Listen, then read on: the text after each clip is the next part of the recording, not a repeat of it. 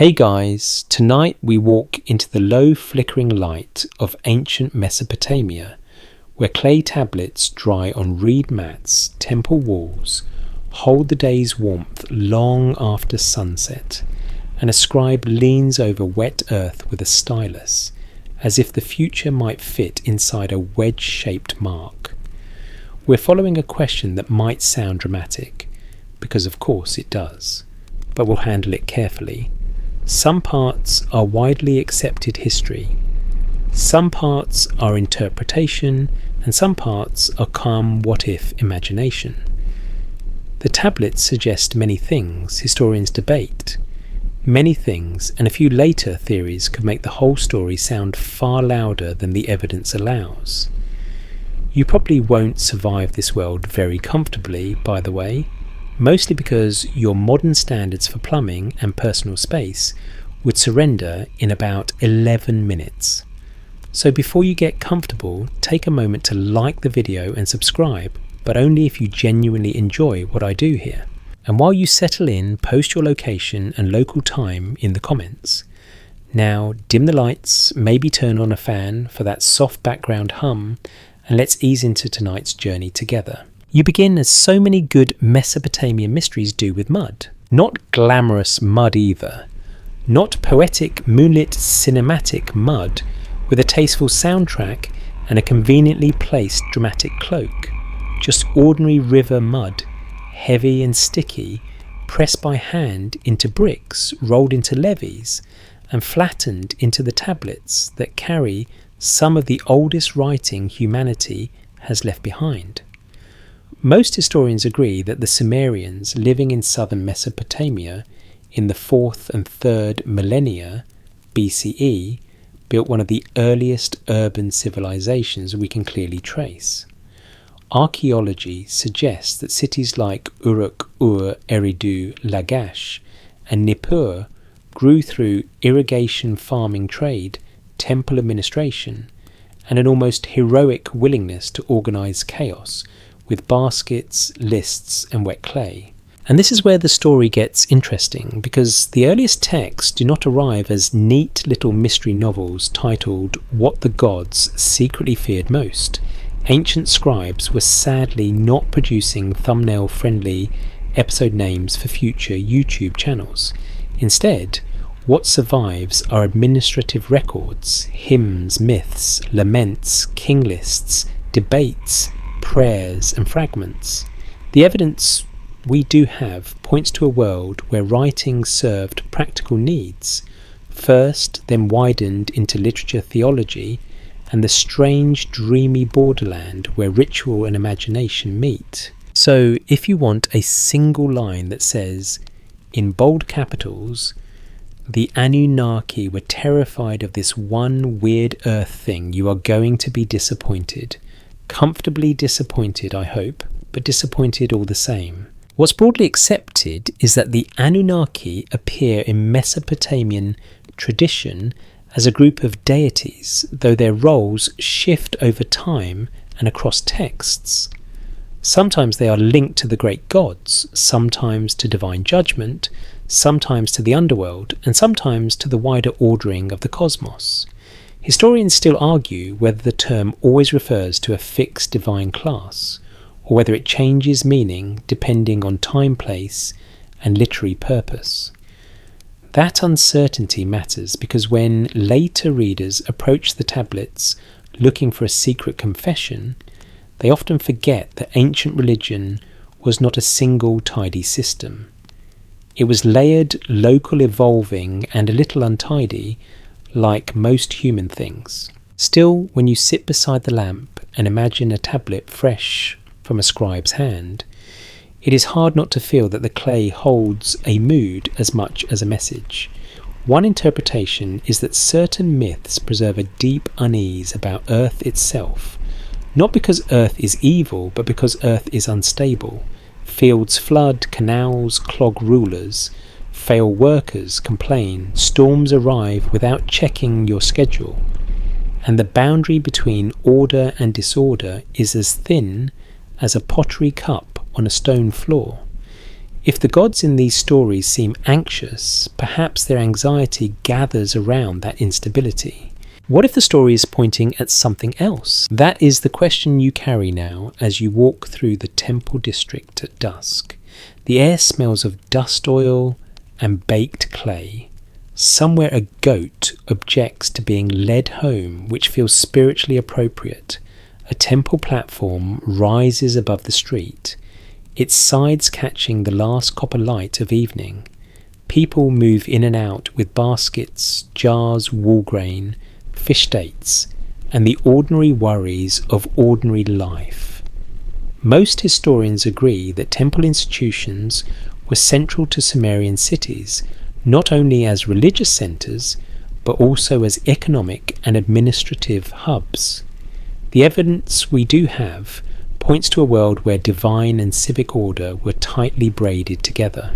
And if you were a scribe here, you would not think of writing as something abstract and literary first.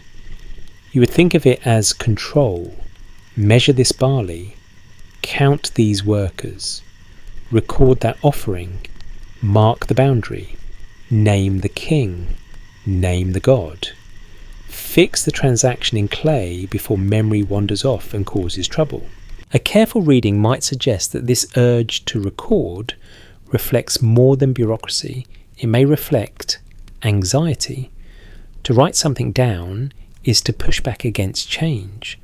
To impress signs into clay is to say this happened, this belongs here, this has a place in the order of things. That is not paranoia. That is administration, which is a much less glamorous word for the same exhausted feeling. A fringe idea proposes that some Sumerian and later Mesopotamian texts contain encoded memories of beings not entirely at home on Earth. This theory isn't widely accepted, but it remains popular because the myths do speak in grand, layered ways about descent, labour, divine power, and the making of humanity. If we treat it as a possibility rather than a conclusion, it becomes less a claim about hidden aliens and more a poetic question.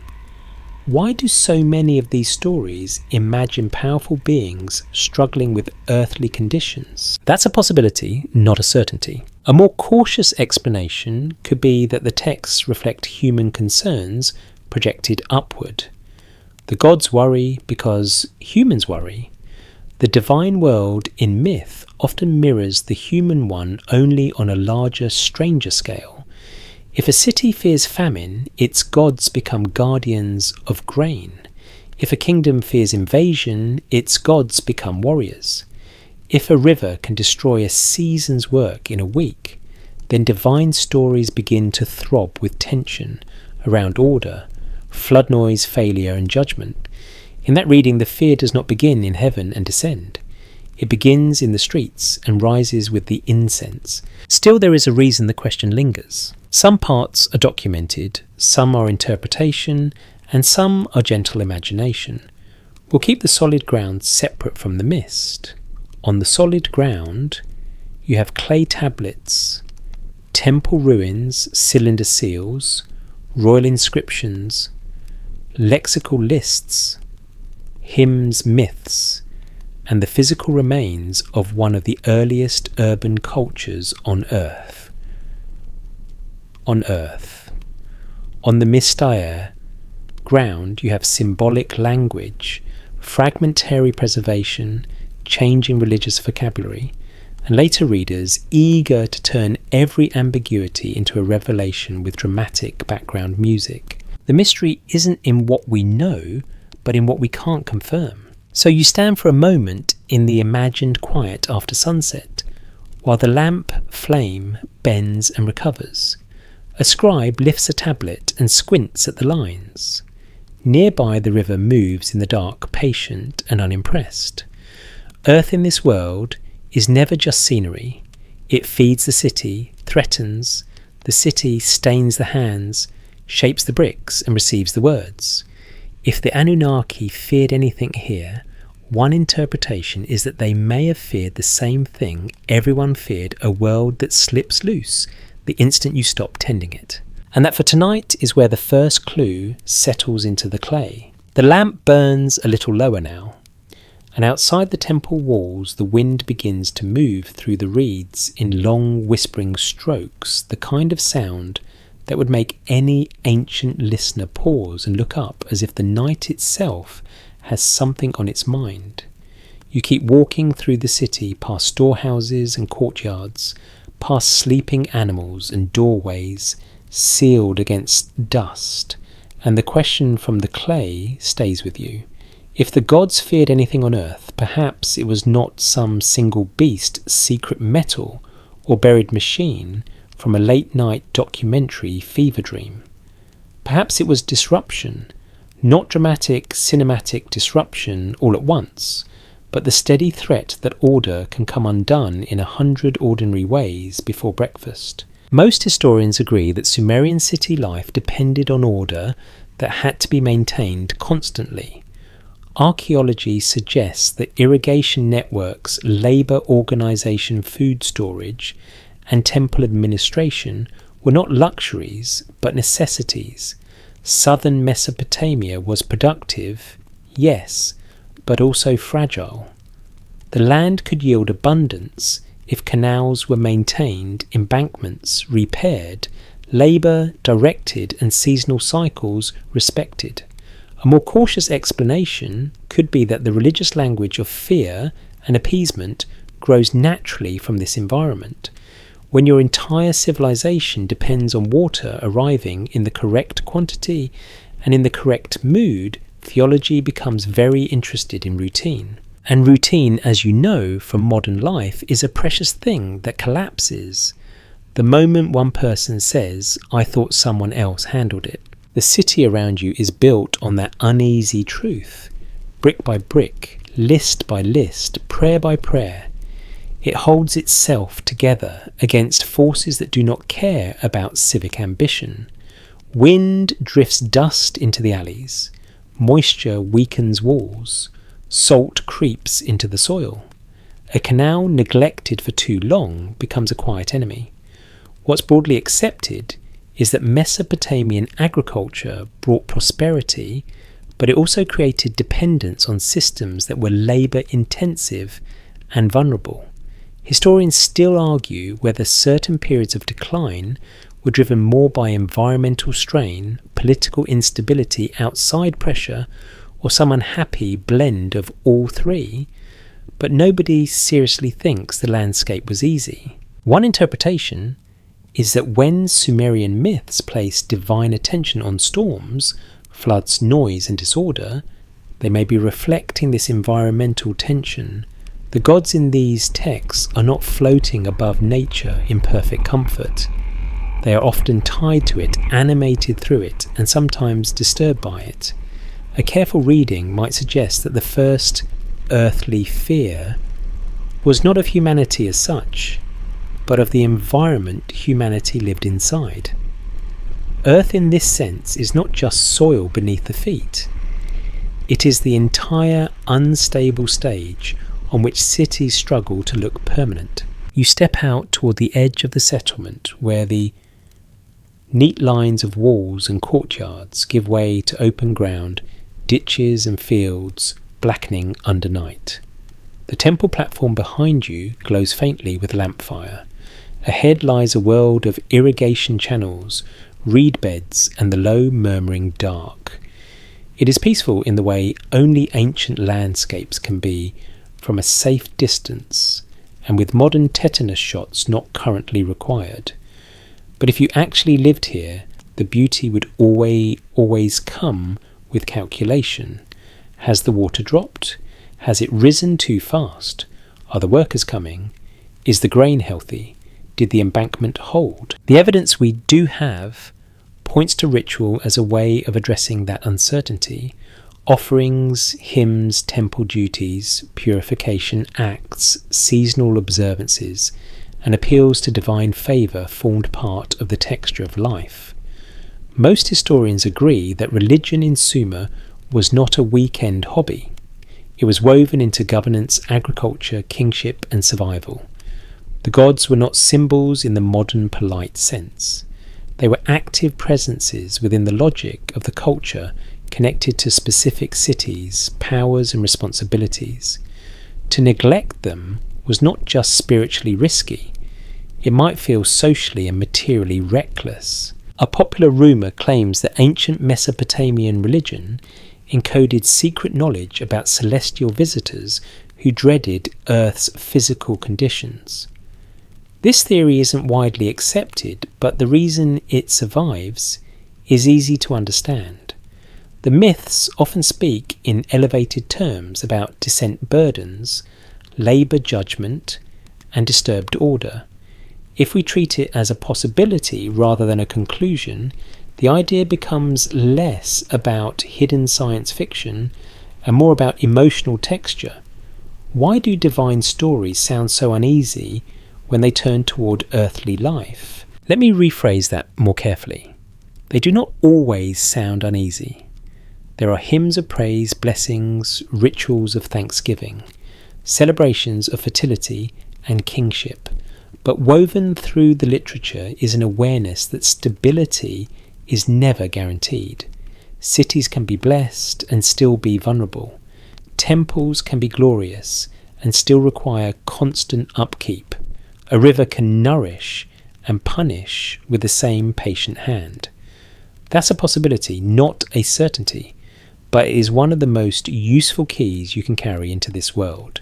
And then there are the storms. Archaeology suggests that weather mattered enormously in Mesopotamia, though texts rarely read like calm meteorological updates. They are richer, sharper, more symbolic than that. Storms are not only physical events, they are episodes in the language of power. Gods associated with wind, air, and storm carry both life-giving and destructive force. One interpretation is that divine fear may cluster around moments when natural energy slips beyond ritual control. Not because the ancients thought rituals were magic buttons that always worked, but because ritual was the human answer to unpredictability.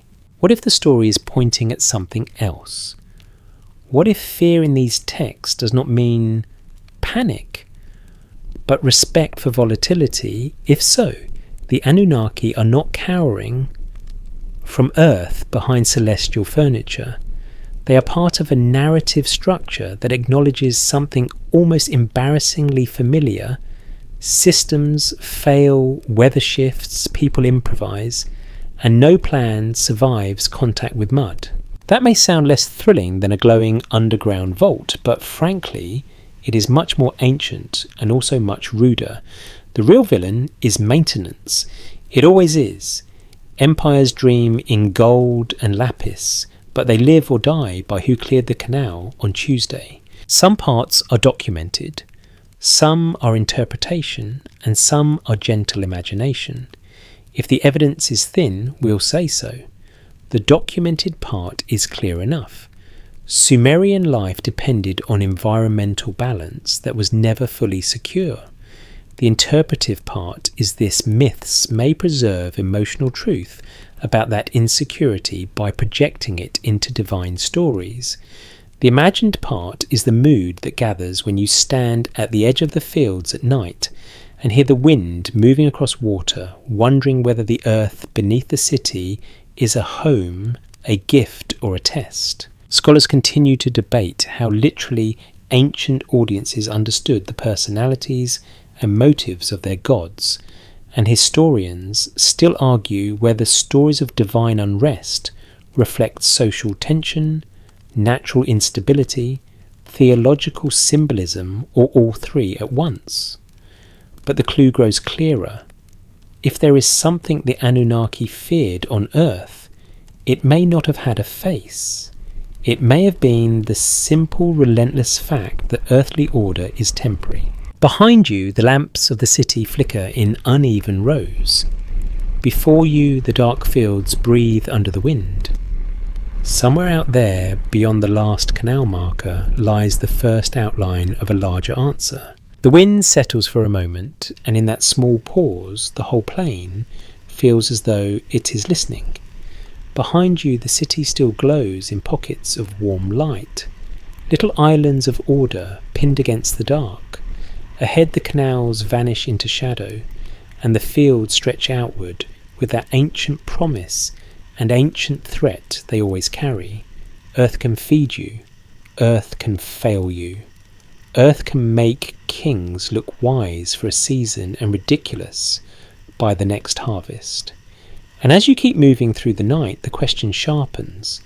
If the Anunnaki feared something here, perhaps they feared not only the land and its moods, but the one creature they are so often said to have placed within it, humanity itself. What's broadly accepted is that Mesopotamian myths often connect human beings with labour service and the maintenance of divine order.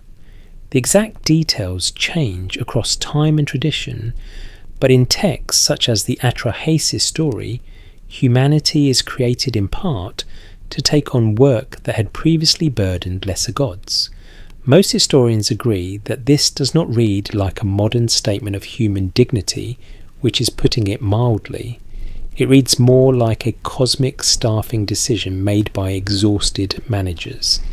The evidence we do have points to a worldview in which labour, sacrifice and service are central to the relationship between mortals and the divine. One interpretation is that this arrangement contains its own quiet fear. If humanity exists in mythic terms to sustain order, then humanity also carries the power to interrupt it.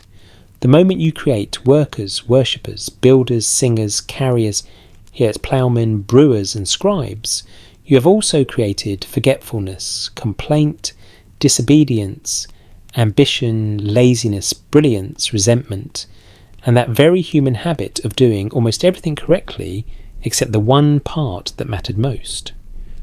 A more cautious explanation could be that ancient myths are not describing literal divine fear at all, but dramatising the fragility of systems that depend on many hands doing repetitive work in the right season, in the right measure, with the right reverence.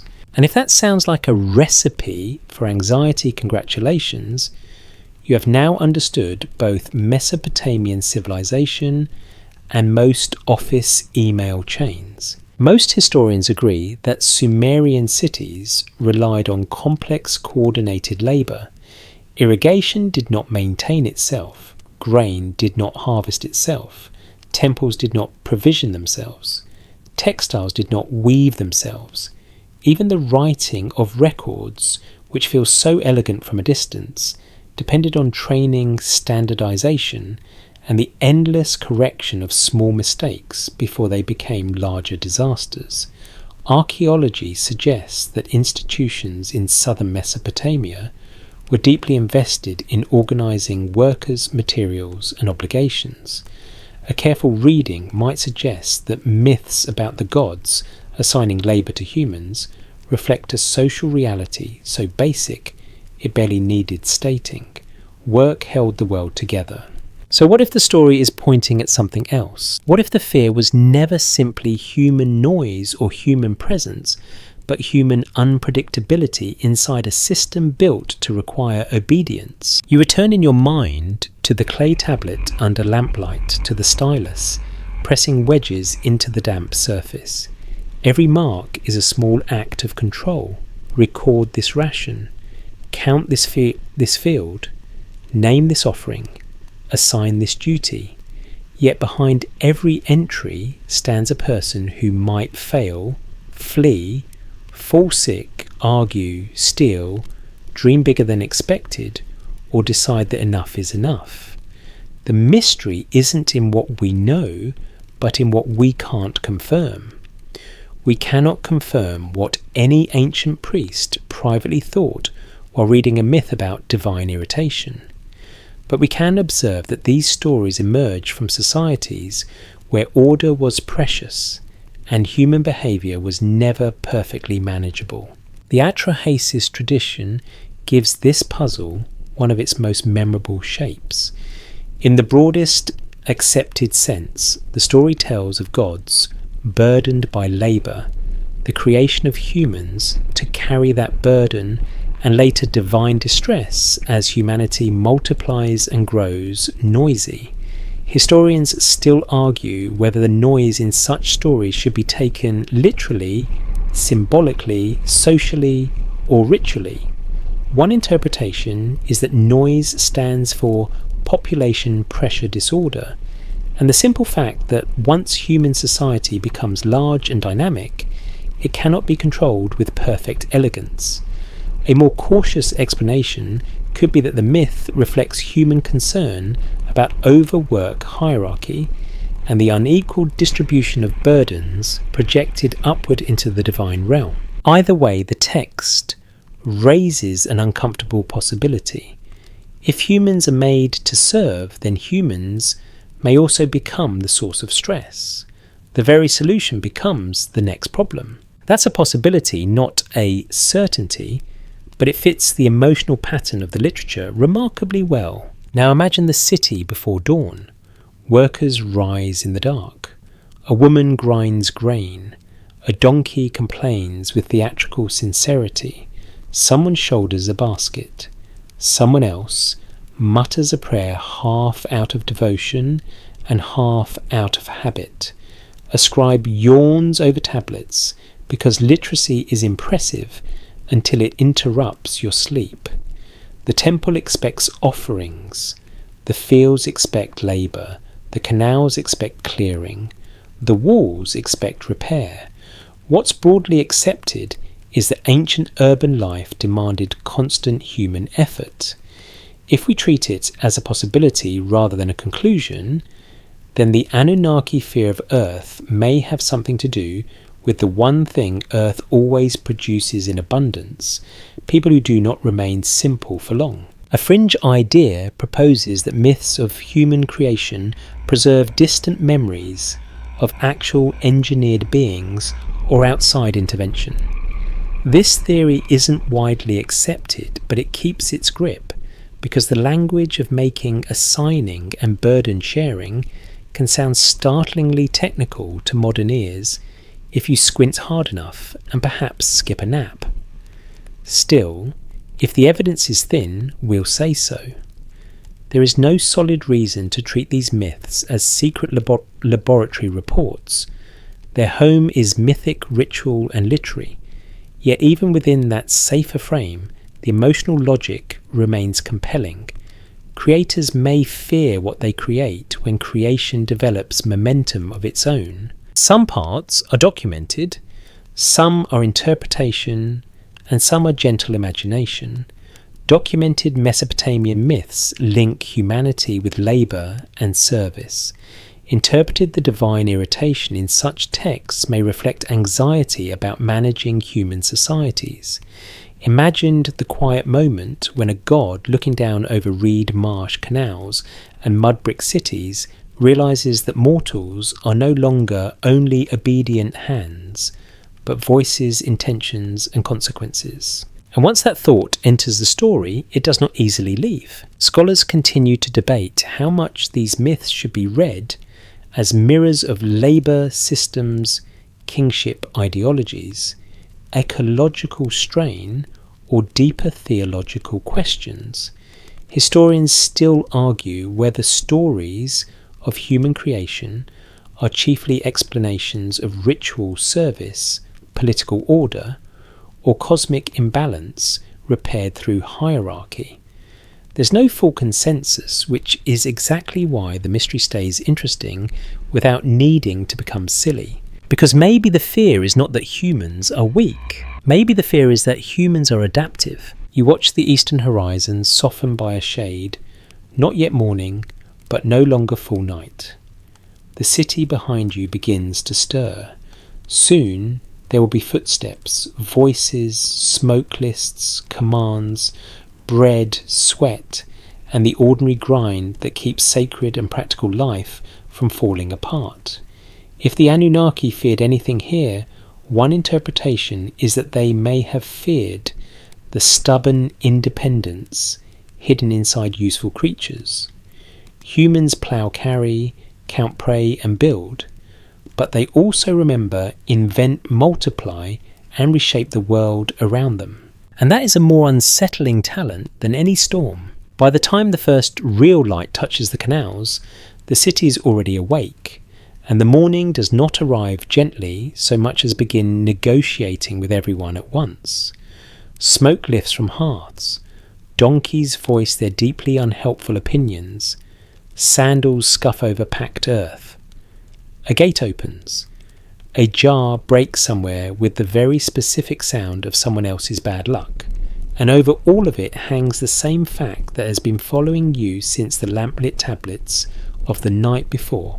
Nothing here is secure for long, because water gives life and water takes notes. Most historians agree that flood traditions were deeply rooted across Mesopotamia, and not for mysterious reasons that require dramatic music and a map with glowing arrows, but because river systems shaped everything. The Tigris and Euphrates brought fertility transport and survival, yet they also brought danger, unpredictability and damage. Archaeology suggests that ancient communities in the region understood flooding not as a rare biblical-style spectacle every other Tuesday, but as part of the environmental reality they had to manage, fear and interpret. The evidence we do have points to a world in which memory of destructive water would have been as natural as memory of summer heat. One interpretation is that later myths about great floods preserve that environmental memory in enlarged cosmic form. That is not a very flashy explanation, but it is a useful one. A more cautious explanation could be that when Mesopotamian storytellers speak of divine decisions, raging waters, and fragile human survival, they are folding lived experience into sacred narrative. Real flood danger becomes mythic flood drama. Human fear becomes divine decree. What happens in fields and canals becomes what happens between heaven and earth. That's a possibility, not a certainty, but it helps keep the solid ground separate from the mist. And the mist, to be fair, is extremely tempting. A popular rumour claims that flood stories in Mesopotamian tradition hide evidence of a lost catastrophe so vast that the gods themselves panicked at what Earth had become. This theory isn't widely accepted, but it survives because the stories are powerful, and powerful stories invite large interpretations. If we treat it as a possibility rather than a conclusion, what remains interesting is not some secret global revelation, but the emotional scale of the fear. Why do these narratives make water feel like more than weather? Why does the flood often arrive not merely as a natural event, but as a reckoning? You walk now along the canal edge, where the city gives way to managed water, and even in the calm of morning, the geometry feels tense. Banks, sluices, ditches, fields, retaining walls, paths worn by feet carrying baskets and jars. Everything depends on water moving correctly. Too little, the land hardens and withholds. Too much, and the order built from mud and habit begins to soften at the edges. What's broadly accepted is that irrigation was central to southern Mesopotamian life. Historians still argue whether long-term ecological pressures, such as salinization, changing river behaviour, political weakness, or shifting trade patterns, mattered most in particular declines, but the broader point stands. Water was never just a resource, it was a temperament. A careful reading might suggest that if the Anunnaki feared anything on Earth, flood may have represented the clearest image of a deeper worry that earthly systems can be overturned by forces no administrator can fully master. You can count grain, you can record labour, you can assign offerings, you can even crown a king, and surround him with enough ceremony to make the universe feel briefly organised. But when the banks fail, the reeds flatten, and the brown surge pushes into streets, the illusion of permanent order dissolves with astonishing speed. What if the stories are pointing at something else? What if the fear is not water itself, but erasure. Floods do not only kill crops or damage walls. In a world built on clay, they threaten memory. A tablet can harden and survive for millennia if fired by accident or fortune, but wet clay. Before that is vulnerable, and archives are only as immortal as the building holding them. Most historians agree that Mesopotamian scribal culture depended on physical storage, copying and preservation. The evidence we do have points to astonishing resilience, since so much has survived at all, but also to astonishing loss. For every text you can read, many others have vanished, worn away, broken or never being copied forward. One interpretation is that flood myths resonate so strongly because they dramatize the terror of losing not only life and labour, but the record of order itself. Imagine the tablet room, shelves, baskets, tags, lists of grain, sheep, beer, land debts, hymns, offerings, names. Then imagine water entering silently at first, then not silently at all. The city's memory softens. The city's promises blur. The city's control turns back to mud. That is a more cautious reading than the gods were afraid of humans discovering a forbidden secret. But frankly, it is also more chilling. And more realistic, which ancient life specialises in. A fringe idea proposes that the flood in Mesopotamian tradition reflects not environmental trauma alone, but a hidden reset imposed because human activity had become threatening in ways the texts only hint at. This theory isn't widely accepted, and the evidence is thin, so we'll say so. Still, as a mood, it matters. We're not proving anything tonight, we're following clues. The clue here is that divine stories become especially tense when human growth, environmental instability, and divine judgment begin to overlap. Water becomes the image through which all three can speak at once. Some parts are documented, some are interpretation, and some are gentle imagination. Documented, Mesopotamian life was shaped by rivers and flood risk, and flood myths became central to the literary tradition. Interpreted, those myths may express anxiety about instability, memory, and the failure of human control. Imagined a divine council looking down at rising water, not merely angry but uneasy because Earth has shown again how quickly design becomes wreckage. Scholars continue to debate the relationship between specific flood narratives, local river events, literary borrowing, and broader regional memory. Historians still argue whether the famous Mesopotamian flood stories are best understood as theological reflections, cultural memory of recurring disasters, political myth-making, or a woven mixture of all three. There's no full consensus, which is fair enough, because flood stories do what all durable stories do. They hold several truths at once, without forcing them into one neat box. The mystery isn't in what we know, but in what we can't confirm. By mid-morning, the canal beside you looks harmless again, almost polished under the sun. Workers move along its edge. Children run where they should probably not be running.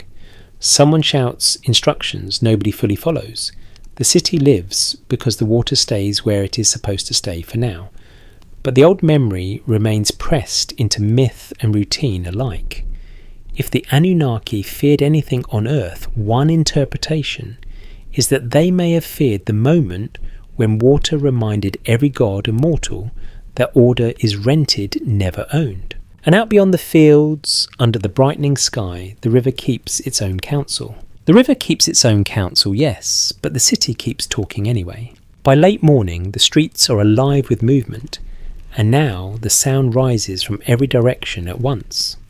Sandals slap against packed earth. Potters thump clay into shape. A team of labourers grunts as they haul something heavy enough to guarantee a complaint by midday. A priest recites from memory. A child laughs, another child cries, and a dog barks, as if personally appointed guardian of all noise in Lower Mesopotamia. From a distance, the whole city seems to hum, not in perfect harmony, but in the rough, crowded rhythm of human life, doing what human life always does. Once it becomes numerous enough, it gets loud. And that matters more than it first appears. What's broadly accepted is that in Mesopotamian myth, especially in versions of the Atrahasis tradition, human beings become so noisy that higher gods are disturbed by it. Most historians agree that this noise is one of the most striking features of the story because it sounds strangely domestic for a cosmic problem. You almost expect a divine neighbour to pound on the ceiling with a broom, but a careful reading might suggest that the word carries more weight than simple volume. One interpretation is that noise stands for social expansion, pressure, unpredictability, and the general discomfort of a human world that has grown too active to remain easily managed. That's a possibility, not a certainty, but it is one of the most useful clues in the whole puzzle. Archaeology suggests that by the 3rd millennium, BCE southern Mesopotamia supported densely organised urban centres with temples, workshops, storage areas, households, and administrative systems all pressed close together. These were not sleepy villages where one goat's sneeze counted as a public event. They were busy, complicated places. The evidence we do have points to increasing specialisation, trade hierarchy, and coordination. And wherever many people gather under systems of labour and authority, you get the one thing: administrators have never successfully defeated commotion. So when the myth says humanity's noise troubles the gods, what if the story is pointing at something else? What if noise means the larger reality of human momentum? Picture the city at noon. Now sun flattening the rooftops, the smell of warm brick and animal dung mixing with bread, oil, wool and river air. A scribe crouches in the shade of a doorway, stylus in hand, trying to finish a list, while someone nearby insists on asking questions with the confidence of a man who has never made a list in his life. A brewer checks jars. A porter argues over delivery weight. Temple staff come and go with measured steps that probably feel very dignified until a chicken darts between them. The city is an orchestra in which half the musicians never met, and several are improvising out of spite. Most historians agree that Mesopotamian myths often turn human conditions into mythic scale problems. A more cautious explanation could be that divine annoyance at human noise reflects elite concern with crowded labouring populations, urban stress, and the challenge of maintaining order in increasingly complex societies. If so, the fear here is not a supernatural secret hidden beneath the text. It is the very ordinary terror of scale. Once humanity multiplies, order becomes harder to hold. The canal still needs clearing. The offerings still need counting. The fields still need work. But now there are more voices, more needs, more friction, more chances for something to go wrong. And this is where the question of fear begins to sound less theatrical and more intelligent. The mystery isn't in what we know, but in what we can't confirm. We cannot confirm exactly how ancient audiences heard the word noise in every telling. But scholars continue to debate whether it implies literal sound, social unrest, overpopulation, ritual, disruption, or some combination of all three. Historians still argue whether the divine complaint is best read as satire, social anxiety, theological symbolism, or environmental metaphor. There's no full consensus, which is part of why the line has travelled so far through modern imagination. A fringe idea proposes that the Anunnaki feared not human sound, but human awakening, as though noise is coded language for people becoming too self-aware, too inventive, or too difficult to govern. This theory isn't widely accepted, but it survives because myths often make ordinary words do heavy symbolic lifting. If we treat it as a possibility rather than a conclusion, the idea becomes less like a secret decoder ring and more like a poetic suspicion. Maybe what troubles divine order is not mere chatter, but the emergence of a species that refuses to stay simple. Let me rephrase that more carefully. We are not talking about a hidden message that scholars somehow missed while staring at clay tablets for generations. We're following an interpretation. The solid ground is this ancient texts connect human growth with divine disturbance. The mystere ground is this: the disturbance may reflect fear of complexity itself. That is suggestive, not conclusive. What's broadly accepted is that ancient rulers and temple institutions depended on predictable labour and stable social structures. A careful reading might suggest that myths about divine irritation mirror the stress of governing larger communities where small failures multiply quickly.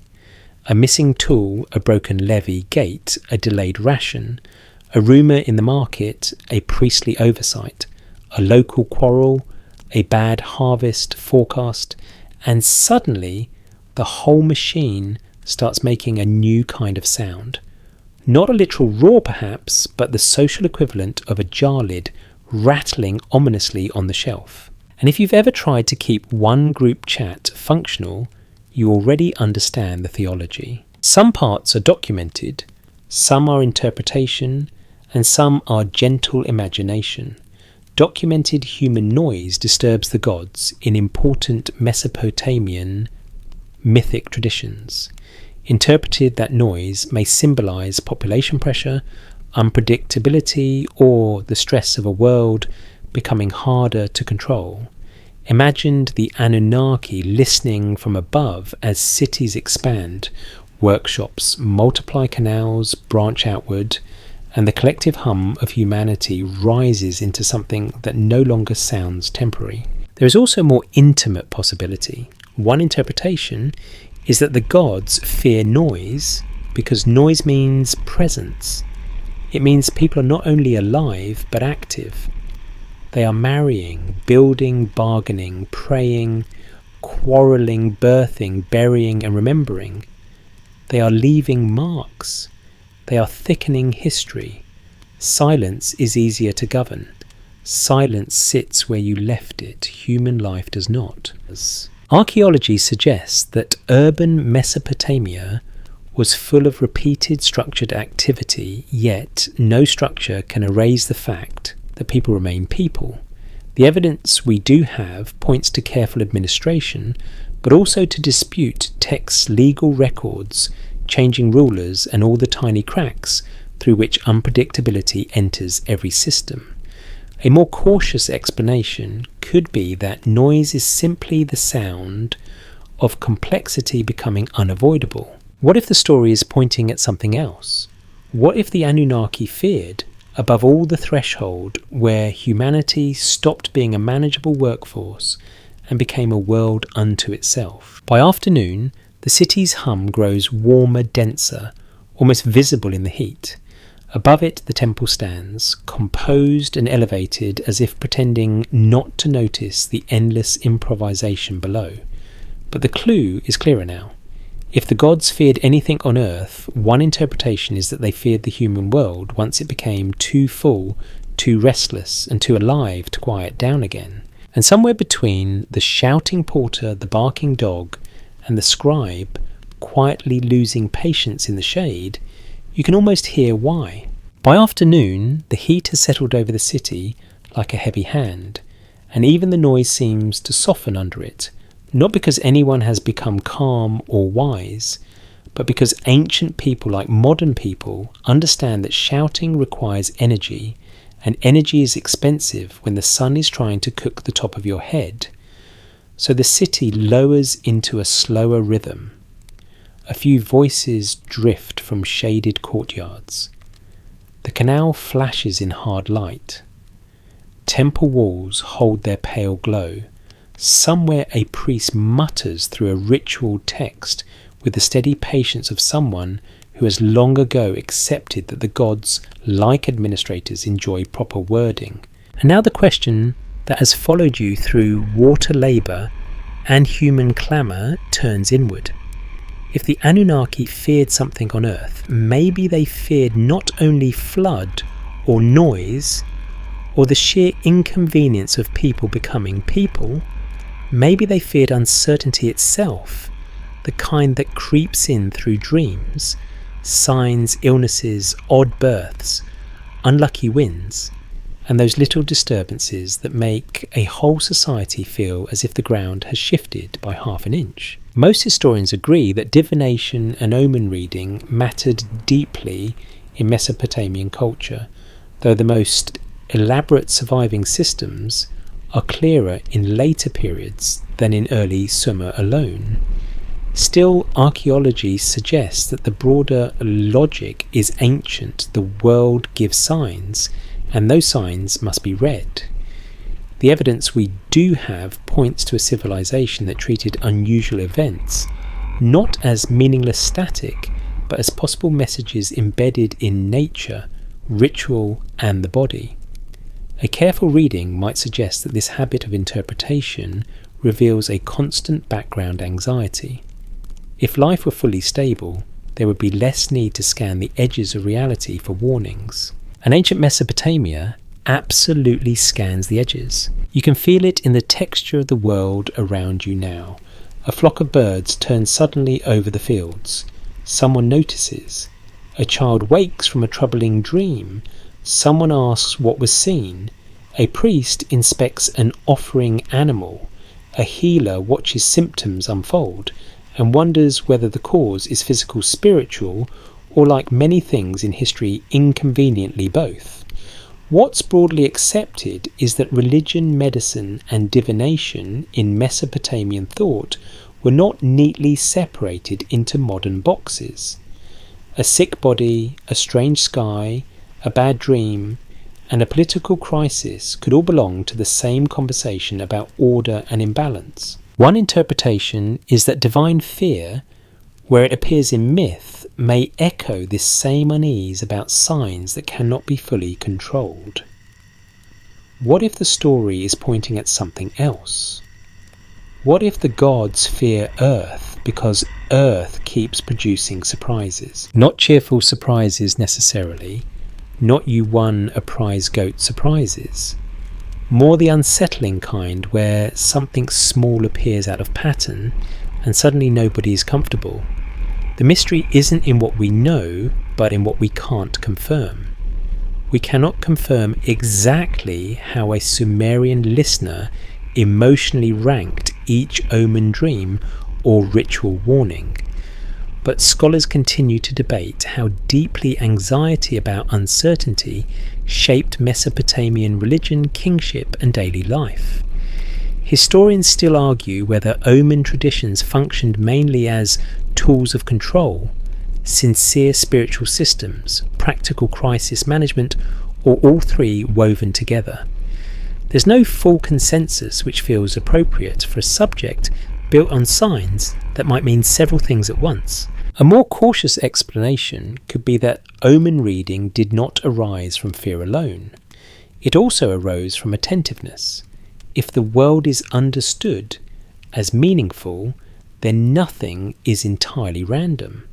A liver can be read, a star can be watched, a dream can be considered, a ritual irregularity can be noted. Most historians agree that Mesopotamian intellectual life included serious efforts to classify, preserve, and interpret patterns. This was not superstition in the lazy modern insult sense. It was system building under ancient conditions. It may not be your preferred method for planning next quarter, but it was coherent within its own world. Still, coherence does not eliminate dread. Imagine the evening ahead now when the sun finally slides lower and shadows return to the doorways. A scribe sits cross-legged with a tablet listing signs, and outcomes in tidy sequence. If this appears, then that may follow. If that occurs, then beware. If a dream comes in one form, it suggests one kind of future. If in another form, then another. The evidence we do have points to a culture that spent real energy trying to read possibility before it hardened into disaster. One interpretation is that this reveals a fear more profound than storm or flood, the fear that events are always arriving before understanding does.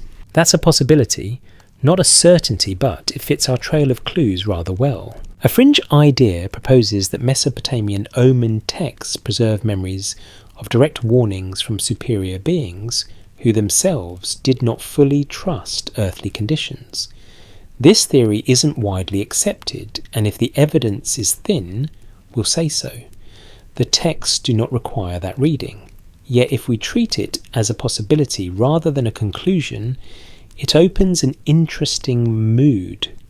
The divine realm in these traditions is not always serene. Gods argue, withdraw, decide, regret, and react. If human beings are nervously reading the signs of the world, perhaps myth imagines the gods doing something similar on a grander scale. Not helpless exactly, but watchful. Some parts are documented, some are interpretation, and some are gentle imagination. Documented omen reading, dream significance, and ritual attention to signs formed an important part of Mesopotamian life. Interpreted such practices may reflect widespread anxiety about instability and the need to detect it early. Imagine the Anunnaki themselves pausing at the edge of the heavens, wondering what message the earth below is trying to send back. And perhaps that is where fear becomes especially interesting. Not in the idea that earth contains one secret object the gods dread, but in the fact that earth refuses to become fully legible. The stars move with elegant regularity, the calendar can be watched, seasons can be expected, at least in theory, but earthly life keeps improvising. Bodies weaken, dreams unsettle, crops fail unexpectedly, leaders misjudge, strange things happen in rooms no priest saw. The whole world feels annotated in symbols, yet the symbols never arrive with a neat answer key tied to the corner. A popular rumour claims that hidden knowledge once allowed priests to decode every warning with perfect accuracy. This theory isn't widely accepted, and honestly, it sounds like the kind of rumour invented by people who have never tried interpreting anything in real time while tired. A more cautious explanation could be that ancient divination offered not certainty but structure. It gave language to anxiety. It turned chaos into categories. It helped people act, or at least feel, slightly less abandoned by randomness. If we keep the solid ground separate from the mist, the clue remains steady. The Anunnaki, as later readers imagine them, may not fear Earth because it is hostile in a single dramatic way. One interpretation is that they fear it because it is unstable, symbolic, and hard to predict. Earth produces signs faster than anyone can master them. Even the wise must guess. Even the powerful must interpret. And as the first evening shadows stretch across the brick and dust, you begin to suspect that the deepest unease in these stories may come from that simple truth on Earth: no one ever gets the whole message at once. As evening stretches across the city, the heat loosens its grip and the streets begin to breathe again. Shadows lengthen along mud brick walls. Lamps are prepared. Courtyards fill with the softer sounds of meals, low voices, and the sort of weary conversation that appears in every century whenever people survive another day and feel entitled to mention it. The temple platform watches over all of it from above, massive and composed, as if stone and brick could make permanence look easy. But you already know better. Nothing here is effortless. Not the canals, not the records, not the prayers, and certainly not the business of rule. because now the trail of clues leads you into kingship. What's broadly accepted is that Mesopotamian rulers often presented kingship as something sanctioned by the divine. In Sumerian tradition, power is not merely grabbed and held by whoever owns the largest spear and the loudest opinion, though those qualities never hurt. It is framed as a sacred trust bound up with temples, city gods, ritual responsibility, and the maintenance of order. Most historians agree that kingship in Mesopotamia carried both political and religious dimensions. The evidence we do have points to rulers acting not only as military or administrative leaders, but as caretakers of a cosmic balance that linked city, temple land, and heaven. And that is an awfully stressful job description. One interpretation is that if the Anunnaki feared something on Earth, they may have feared failed stewardship more than open rebellion. A city does not collapse only when enemies batter its gates. It can decay from within through weak rule, neglected systems, broken trust, and the slow rot that sets in when authority loses its sacred shape. A careful reading might suggest that myths and royal ideology alike reveal an anxiety about whether human rulers can actually carry what has been placed in their hands. What if the story is pointing at something else? What if the fear is not of kings, but of empty thrones? You walk now through the ceremonial heart of the city as twilight settles deeper, and the architecture itself begins to speak the language of hierarchy. Broad steps, raised platforms, processional routes, storage chambers, shrines, spaces built not only for function but for meaning. Archaeology suggests that public structures in Mesopotamian cities were designed to embody power, coordination, and sacred presence. What's broadly accepted is that the temple and the palace, though not always identical in role, often stood close to one another in the life of the city. Rule and ritual leaned against each other like tired cousins, pretending they were not related. And in such a world, a king's failure is never merely personal, it is atmospheric. If the ruler cannot keep order, then order itself begins to look uncertain. The canal neglected under one administration becomes a poor harvest under the next. A missed offering becomes a rumour becomes discontent. Discontent becomes fracture. The evidence we do have points to a political world full of shifting cities, rival powers, restorations, collapses, and claims of divine favour renewed or withdrawn. Historians still argue whether Mesopotamian kings were seen primarily as divine agents, sacred managers, military strongmen, ritual specialists, or all these things in changing balance depending on place and period. There's no full consensus because kingship was never static. It was a performance, a burden, and occasionally a very elegant disaster. One interpretation is that divine concern in the text reflects this fragile performance. If kingship descends from the gods, then kingship can also disappoint them. Not because a god expects modern standards of governance, though that would be fun to watch, but because a city without effective rule becomes spiritually dangerous, as well as politically weak. Temples depend on regular offerings. Fields depend on coordinated labour. People depend on predictable justice, however imperfectly delivered.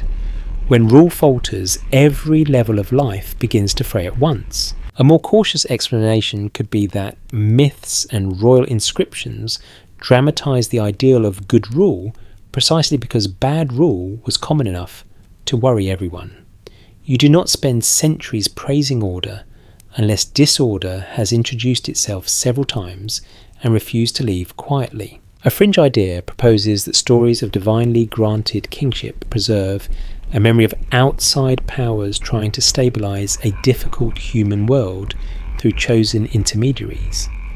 This theory isn't widely accepted, but it remains attractive to later readers because it gives kingship a secret backstage as though earthly rulers were middle managers in a cosmic bureaucracy.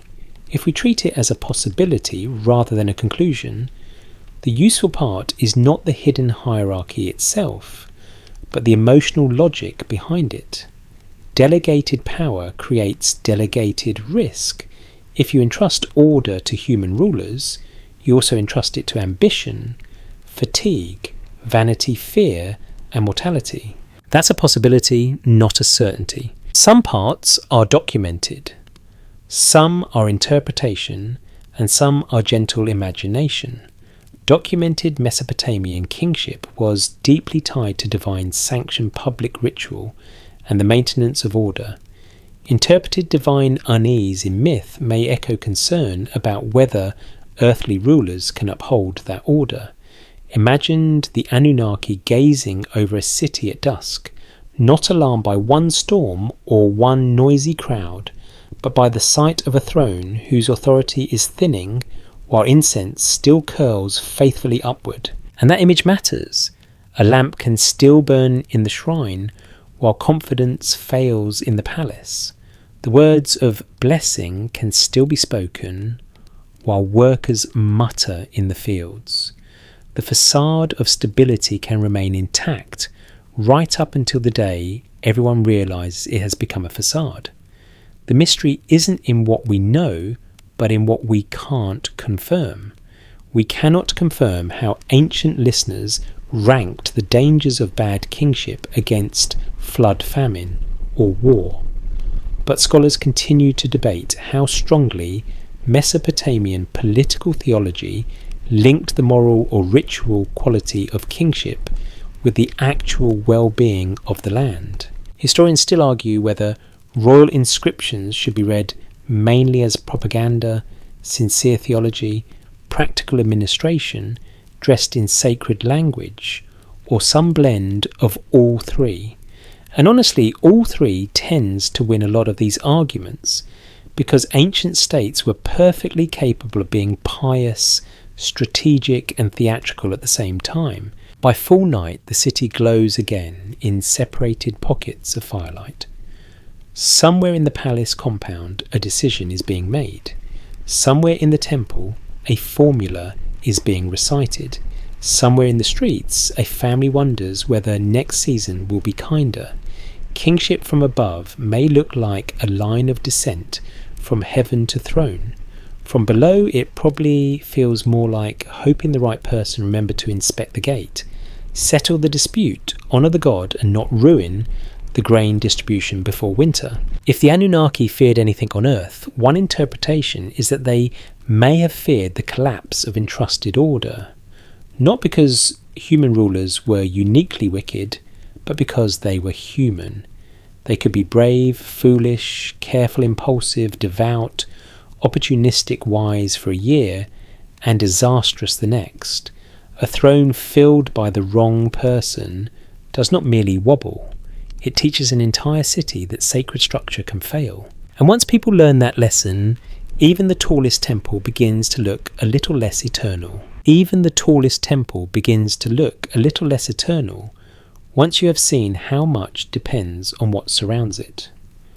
The lamps still burn, the priests still chant, the walls still rise in patient geometry against the dark. But beyond the ordered streets and measured fields, there is always another world waiting.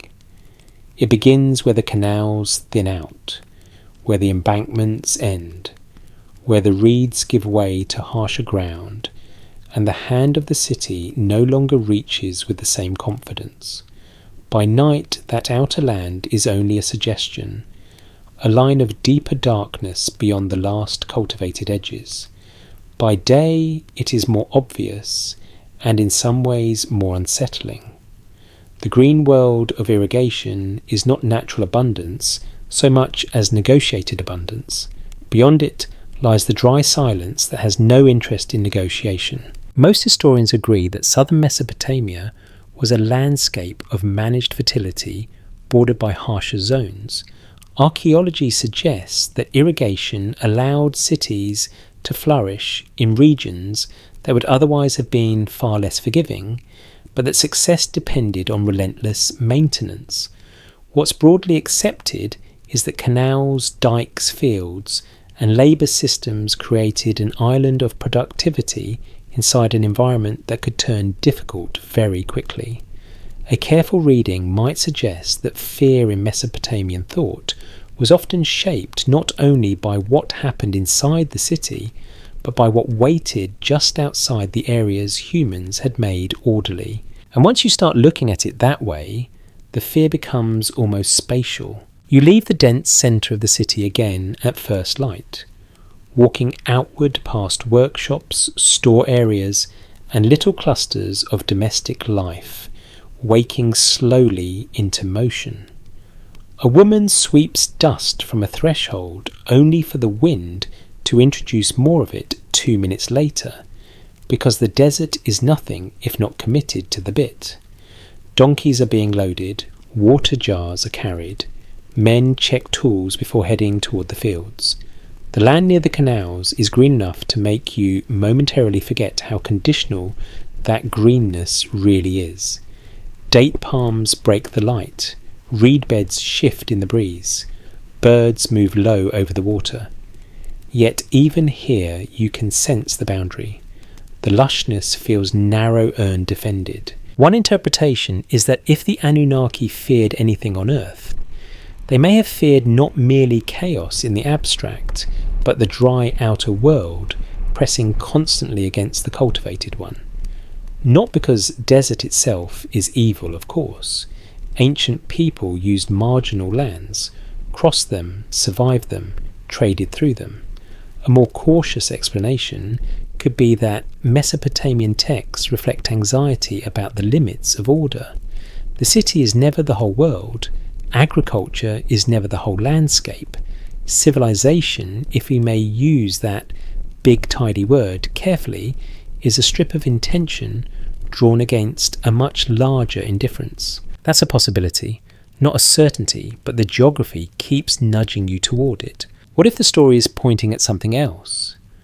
What if the real terror is not invasion by monsters or punishment from the sky, but the ever-present reminder that life hangs on managed water and collective effort, and beyond that lies a silence too old to care whether your grain tallies are correct? The evidence we do have points to the importance of environmental boundaries in Mesopotamian life.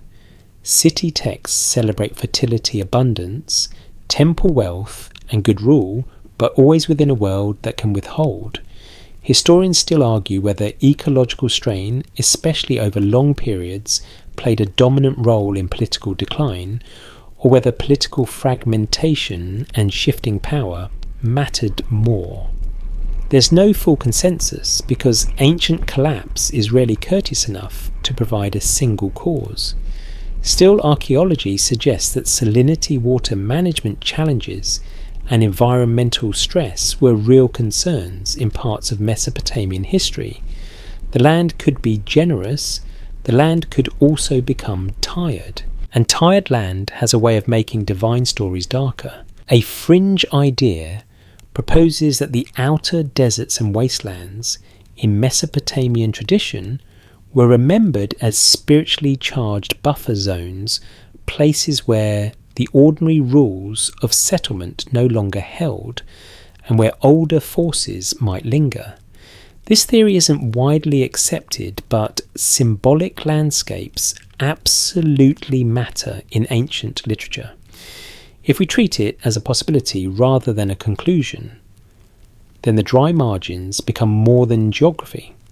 They become a mood, a place where the city's confidence fades, a place where divine order feels thinner, less domesticated, less certain of itself. You see that mood most clearly when you stop at the last dependable fields and look outward. Behind you, irrigation channels glint like deliberate lines of thought. Ahead, the ground roughens. The wind carries less moisture. The colours flatten into pale dust, scrub and distance. The temple back in the city still catches the morning sun, but from here it seems smaller, as all human achievements eventually do when viewed from far enough away. Some parts are documented, some are interpretation, and some are gentle imagination. Documented Mesopotamian urban life depended on fragile irrigation landscapes set within a more difficult environment.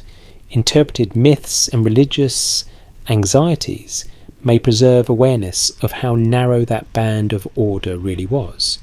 Imagined the Anunnaki looking toward the dry horizon and disliking the fact that Earth always has more silence than structure. The mystery isn't in what we know, but in what we can't confirm. We cannot confirm that any Sumerian text explicitly says, in so many convenient words, that the gods feared the desert beyond the canals. But scholars continue to debate how much ancient cosmology and ritual language reflect real environmental vulnerability. Historians still argue whether descriptions of disorder, curse, abandonment, and divine withdrawal should be read mainly as literary conventions or as echoes of material insecurity. Probably both, because ancient writers were perfectly capable of using metaphor that had actual dirt under its fingernails. What's broadly accepted is that the cultivated world required constant defence against neglect. Canals silt up, banks break, fields suffer, labour falters. A more cautious explanation could be that the outside in Mesopotamian thought includes any condition in which maintenance fails and the managed world begins slipping back toward difficulty. In that sense, the desert is not only a place, it is a possibility lurking at the edge of every city. And that possibility would trouble anyone divine or human who cared about continuity. A popular rumour claims that ancient gods feared specific earthly places, because those places held powers older than the cities themselves. This theory isn't widely accepted, and if the evidence is thin, we'll say so. Yet there is a softer, more credible version of the same unease. Earth is old, cities are young, irrigation is clever but fragile. Every field is borrowed from a harsher silence. If we keep the solid ground separate from the mist, the clue remains clear. The Anunnaki may have feared the outer margins because the margins reveal the truth order is local, temporary and surrounded. By the time the sun climbs higher, workers are already moving along the canals behind you, patching, carrying, adjusting, preserving.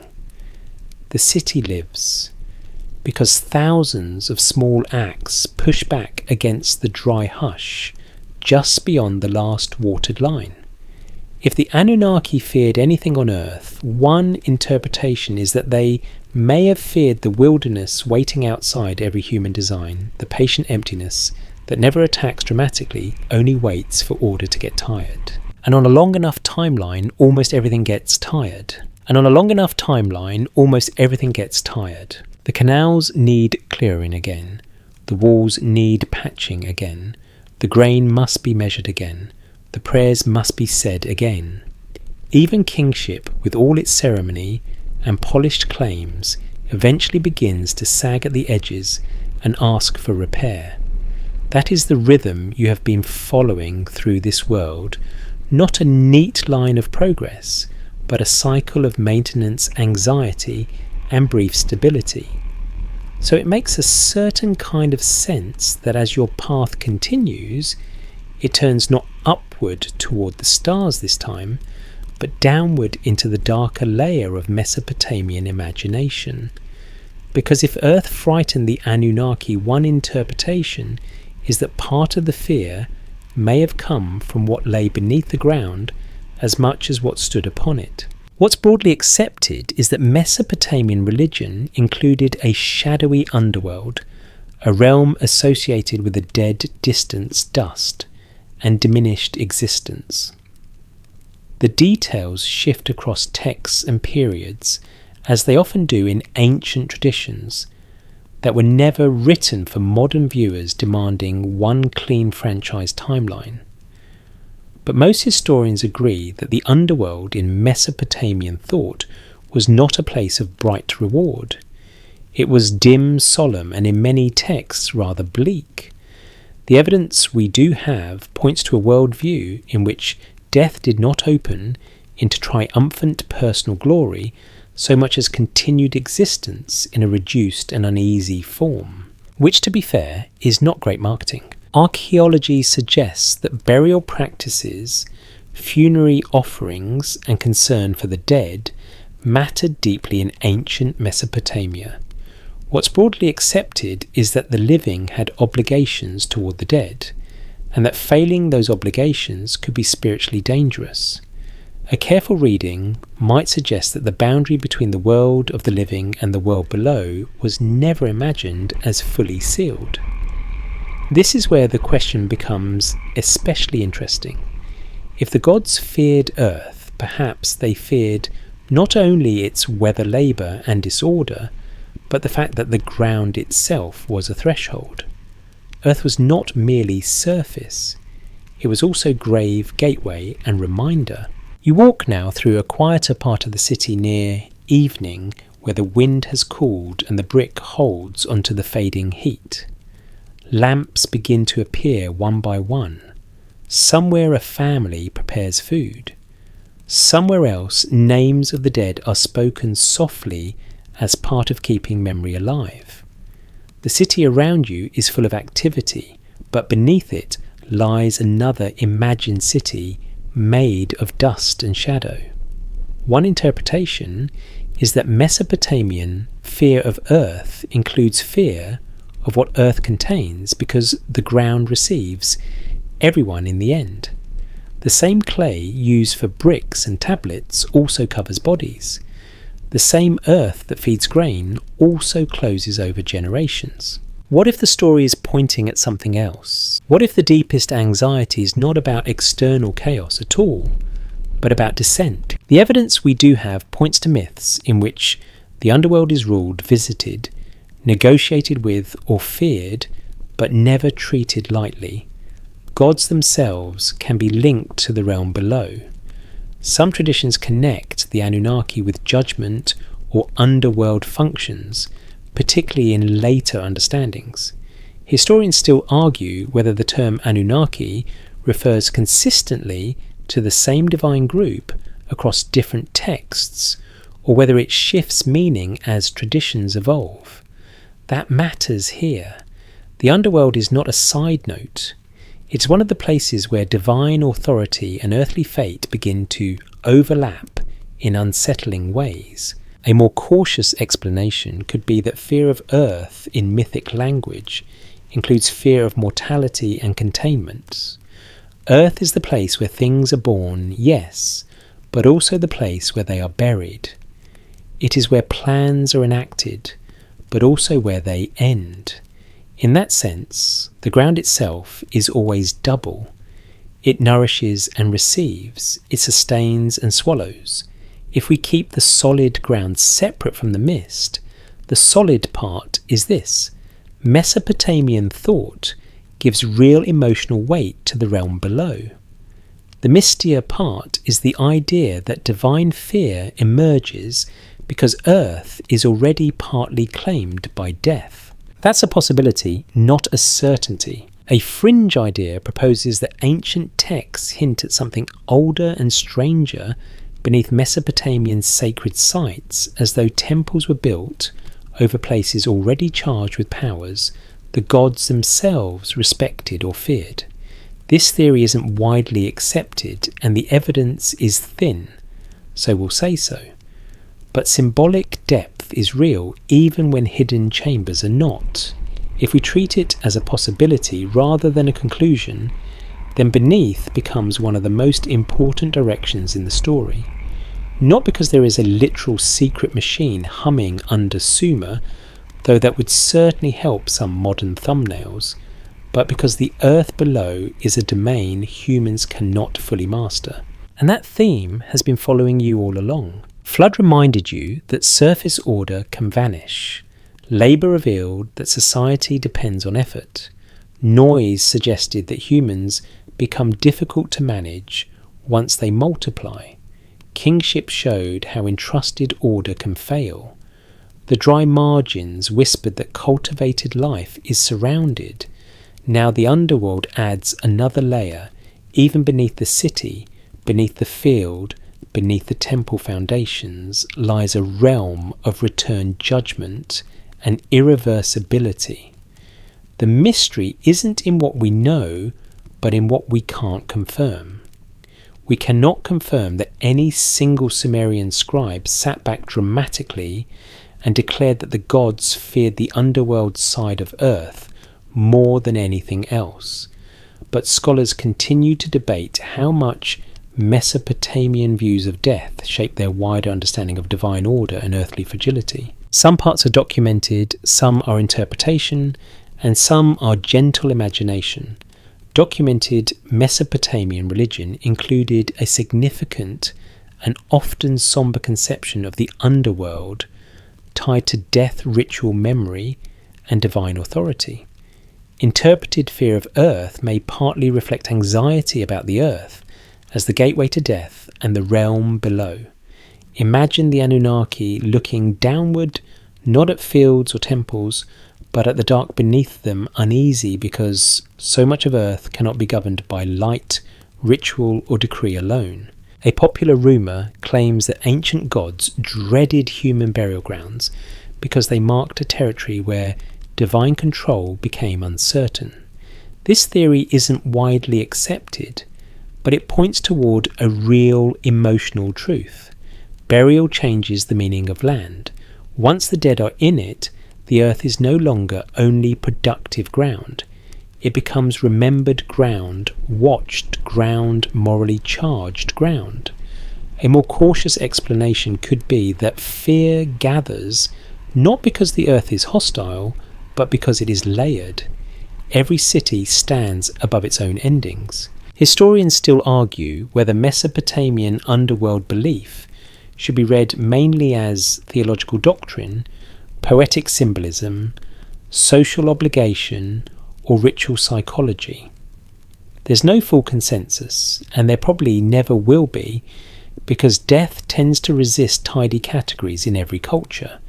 Still, what's broadly accepted is that the dead remained part of the moral imagination of the living. The city did not stand alone. It stood over memory loss and the certainty that no structure, however sacred, kept anyone forever above the dust. By full dark, the lamps in the streets seem smaller than before. The temple still rises, but now it rises over unseen depths. And if the Anunnaki feared anything on Earth, one interpretation is that they may have feared this double nature. Most of all, Earth is not just a stage for order, but a threshold into shadow. A place where everything built above must eventually answer to what waits below. And once you feel that, even the firmest ground starts to seem a little less simple. The street beneath your feet is still only packed earth and brick dust. The walls are still mud brick walls. The canal still reflects the evening light in thin, wavering ribbons. Yet now the whole city feels layered, as if beneath every ordinary task there is another question quietly waiting. Who understands this world well enough to keep it in balance? Who reads the signs correctly? Who remembers the names, the offerings, the boundaries, the hymns, the dangerous days, the proper sequence, the right amount, the old stories? Because once you start asking what the Anunnaki may have feared on Earth, another possibility moves into view. Maybe they feared not just flood labour, noise, wilderness or death.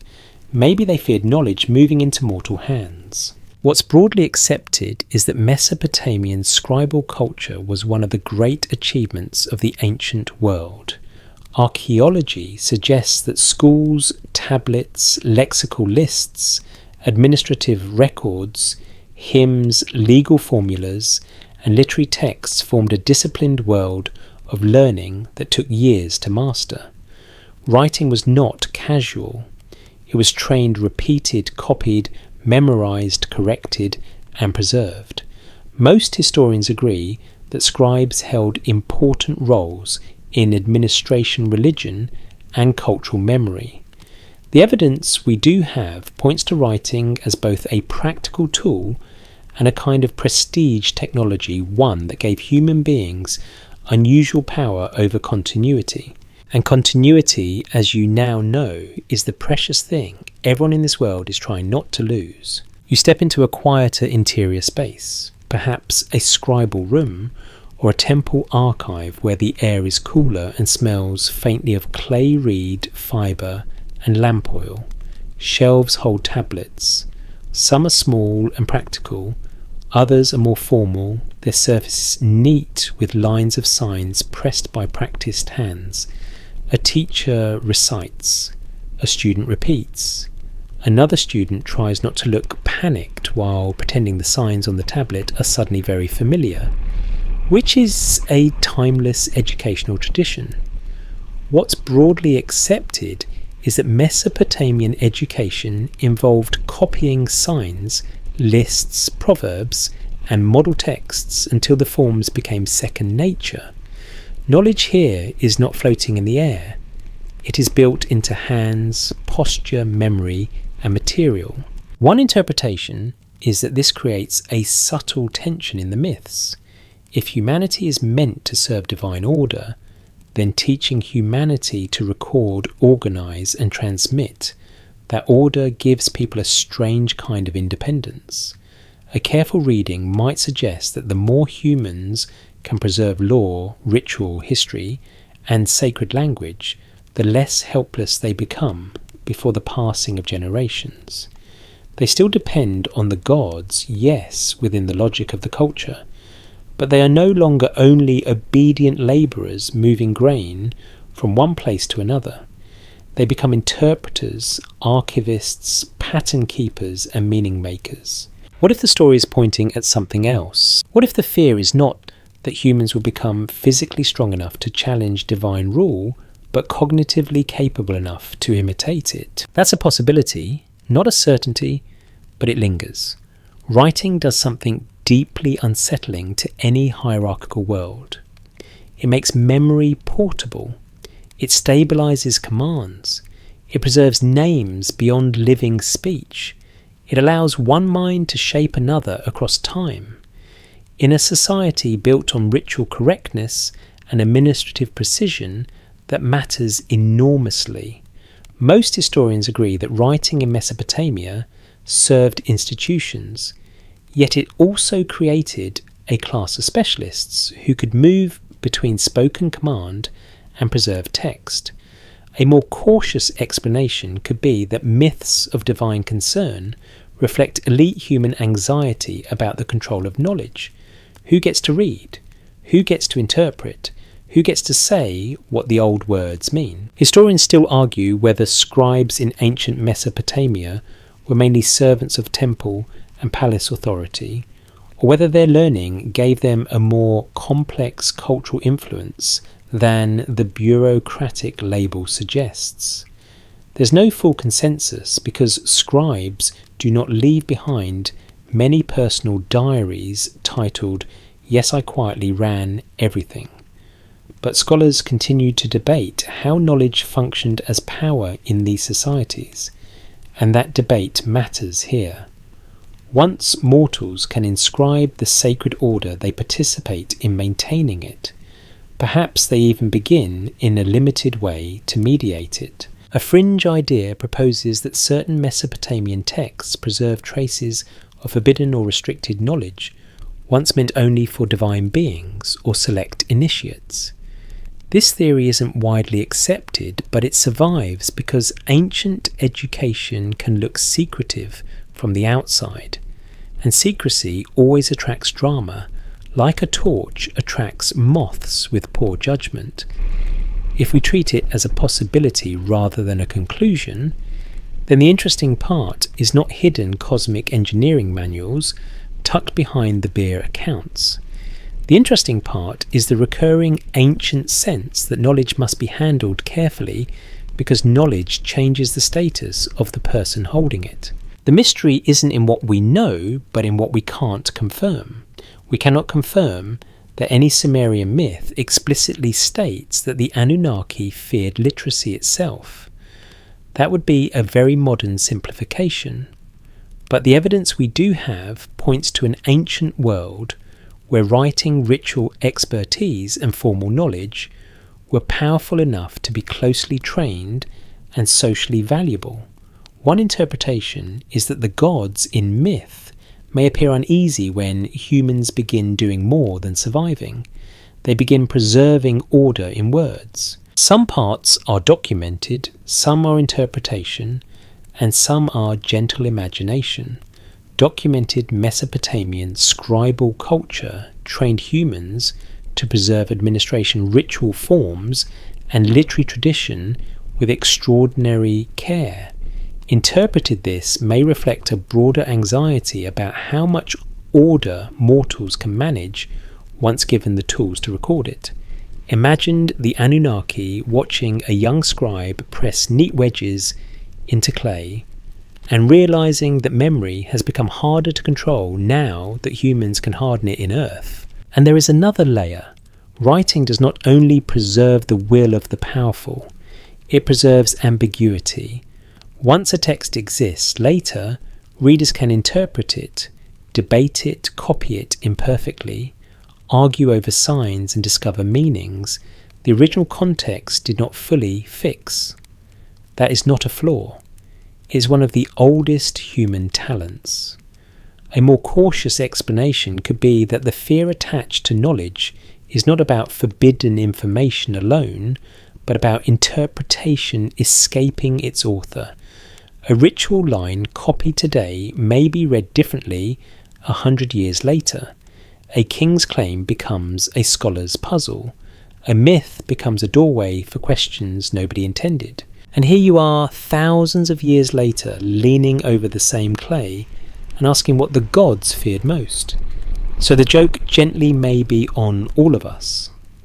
The scribes did not merely preserve order, they preserved uncertainty well enough for it to outlive empires. What's broadly accepted is that Mesopotamian literature survived through copying, adaptation and transmission across long stretches of time. The evidence we do have points to continuity, but also change.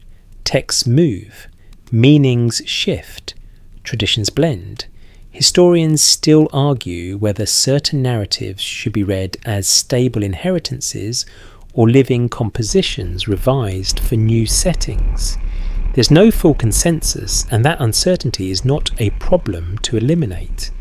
It is part of the texture of the ancient world. By the time the lamp burns low, the room is quiet except for the soft scrape of stylus on clay. Outside, the city continues in its ordinary, fragile rhythm. Fields need tending. Offerings need counting. The dead need remembering. The king needs appearing more competent than he probably feels. But inside this room, something almost more dangerous is happening. Humans are learning to hold patterns. If the Anunnaki feared anything on Earth, one interpretation is that they may have feared this moment not when humanity lifted a weapon, but when humanity lifted a stylus and began to remember too well. And once humanity begins to remember too well, the whole story changes shape. The city around you is still the same city. The canals still glint in the morning light. Brick walls still warm under the sun. Priests still chant. Labourers still haul baskets with that ancient expression suggesting they were not consulted about the grand cosmic vision. Yet something has shifted in the way you see it now. Flood noise, labour, kingship, wilderness, death, knowledge, all of it begins to feel less like separate fears and more like one larger pattern. The gods in these stories are uneasy wherever order becomes difficult to hold. And that brings you almost inevitably to a more delicate question. What if the fear on earth mirrors fear in heaven? What's broadly accepted is that Mesopotamian myth includes divine conflict, disagreement, hierarchy, negotiation, and changing relationships among the gods. This is not a serene pantheon sitting on embroidered cushions in perfect agreement while issuing memos in golden script. Most historians agree that Mesopotamian deities often behave in myth with motives and tensions that echo the political realities of human life, though on a larger scale and with more weather involved. The evidence we do have points to a divine world that can be ordered but not always peaceful. Gods decide, argue, punish, protect, and sometimes appear to be operating from very different priorities. One interpretation is that earthly fear in these texts may be a reflection of older divine tensions rather than a completely separate problem. That's a possibility, not a certainty, but it helps connect several loose threads. If the gods themselves inhabit a world of rank rivalry and uneasy cooperation, then Earth may become the place where those tensions play out materially. Humans build cities, keep temples, honour patrons, and organise labour within a divine system that is not entirely simple. A careful reading might suggest that when myths describe trouble on Earth, they may also be staging problems that already exist among the divine powers behind it. The human world becomes a pressure point not only because it is fragile in itself, but because it reflects the larger structure above it. What if the story is pointing at something else? What if the Anunnaki feared Earth because Earth reveals too much about heaven's own instability? You walk again through the temple quarter, but now the architecture carries a different emotional weight. It is not only sacred, it is diplomatic. Every offering, every hymn, every carved dedication, every carefully managed ceremony helps hold relationships in place between city and patron deity, between ruler and god, between ordinary people and powers they do not pretend to control. What's broadly accepted is that ancient Mesopotamian religion was deeply local as well as broadly shared. Different cities elevated different gods. Different periods emphasized different divine relationships. Historians still argue whether theological change followed political change most closely, or whether religious traditions often had their own internal momentum. There's no full consensus because belief and power tend to travel together without always walking in step. A more cautious explanation could be that myths of divine conflict simply mirror human societies. People argue, so their gods argue. Kingdoms compete, so divine courts compete. That may be true, but scholars continue to debate how seriously ancient audiences understood these divine tensions. Were they literary devices, theological truths, political metaphors, or some combination of all three? The answer is probably very anciently yes. And once again, the question of fear becomes interesting. A fringe idea proposes that stories of conflict among the higher beings preserve memory of rival factions with different intentions for humanity. This theory isn't widely accepted, but it remains popular because it gives the myths a thrilling sense of backstage disagreement. If we treat it as a possibility rather than a conclusion, the useful insight is softer. Order is rarely threatened only from below. Sometimes the strain comes from competing visions above. One divine force values one thing, another values something else. Humanity ends up living inside the argument. The mystery isn't in what we know, but in what we can't confirm. We cannot confirm that any one Sumerian text lays out a neat thesis saying the gods feared Earth because it exposed their internal divisions. The texts are not writing modern theory essays with extremely helpful subheadings, but the evidence we do have points to a divine order that is hierarchical, relational, and sometimes uneasy. One interpretation is that the stress seen on Earth may partly reflect the fact that the heavens in mythic terms are not free from stress either. Some parts are documented, some are interpretation, and some are gentle imagination. Documented Mesopotamian myths include divine disagreement, changing roles, and conflict within the pantheon. Interpreted fear attached to Earth may partly mirror unresolved tensions among the gods themselves. Imagining the Anunnaki looking down at a city and seeing not just human unpredictability, but the reflection of their own divided priorities made visible in mud brick ritual and law. That imagined scene has a strange elegance to it. The gods do not fear Earth because Earth is foreign. They fear it because Earth is revealing. A city magnifies everything. Ambition becomes kingship. Dependency becomes labour. Fragility becomes flood. Memory becomes writing. Death becomes burial.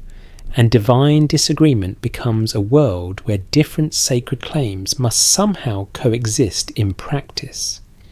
You can feel that tension in the layering of temple life, where different rites, different powers, and different kinds of authority are woven into one civic body. What's broadly accepted is that Mesopotamian religion did not reduce easily to one simple doctrine.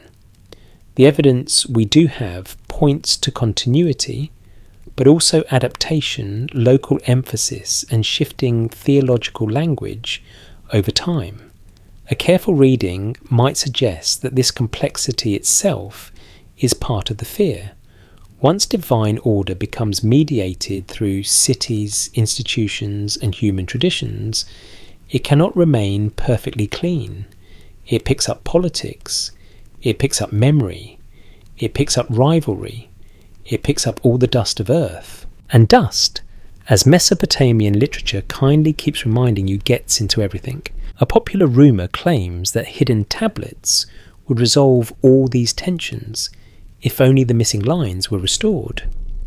This theory isn't widely accepted, and frankly, it places an unfair burden on broken clay. Missing pieces matter, yes, but even complete texts would not erase the layered nature of myth.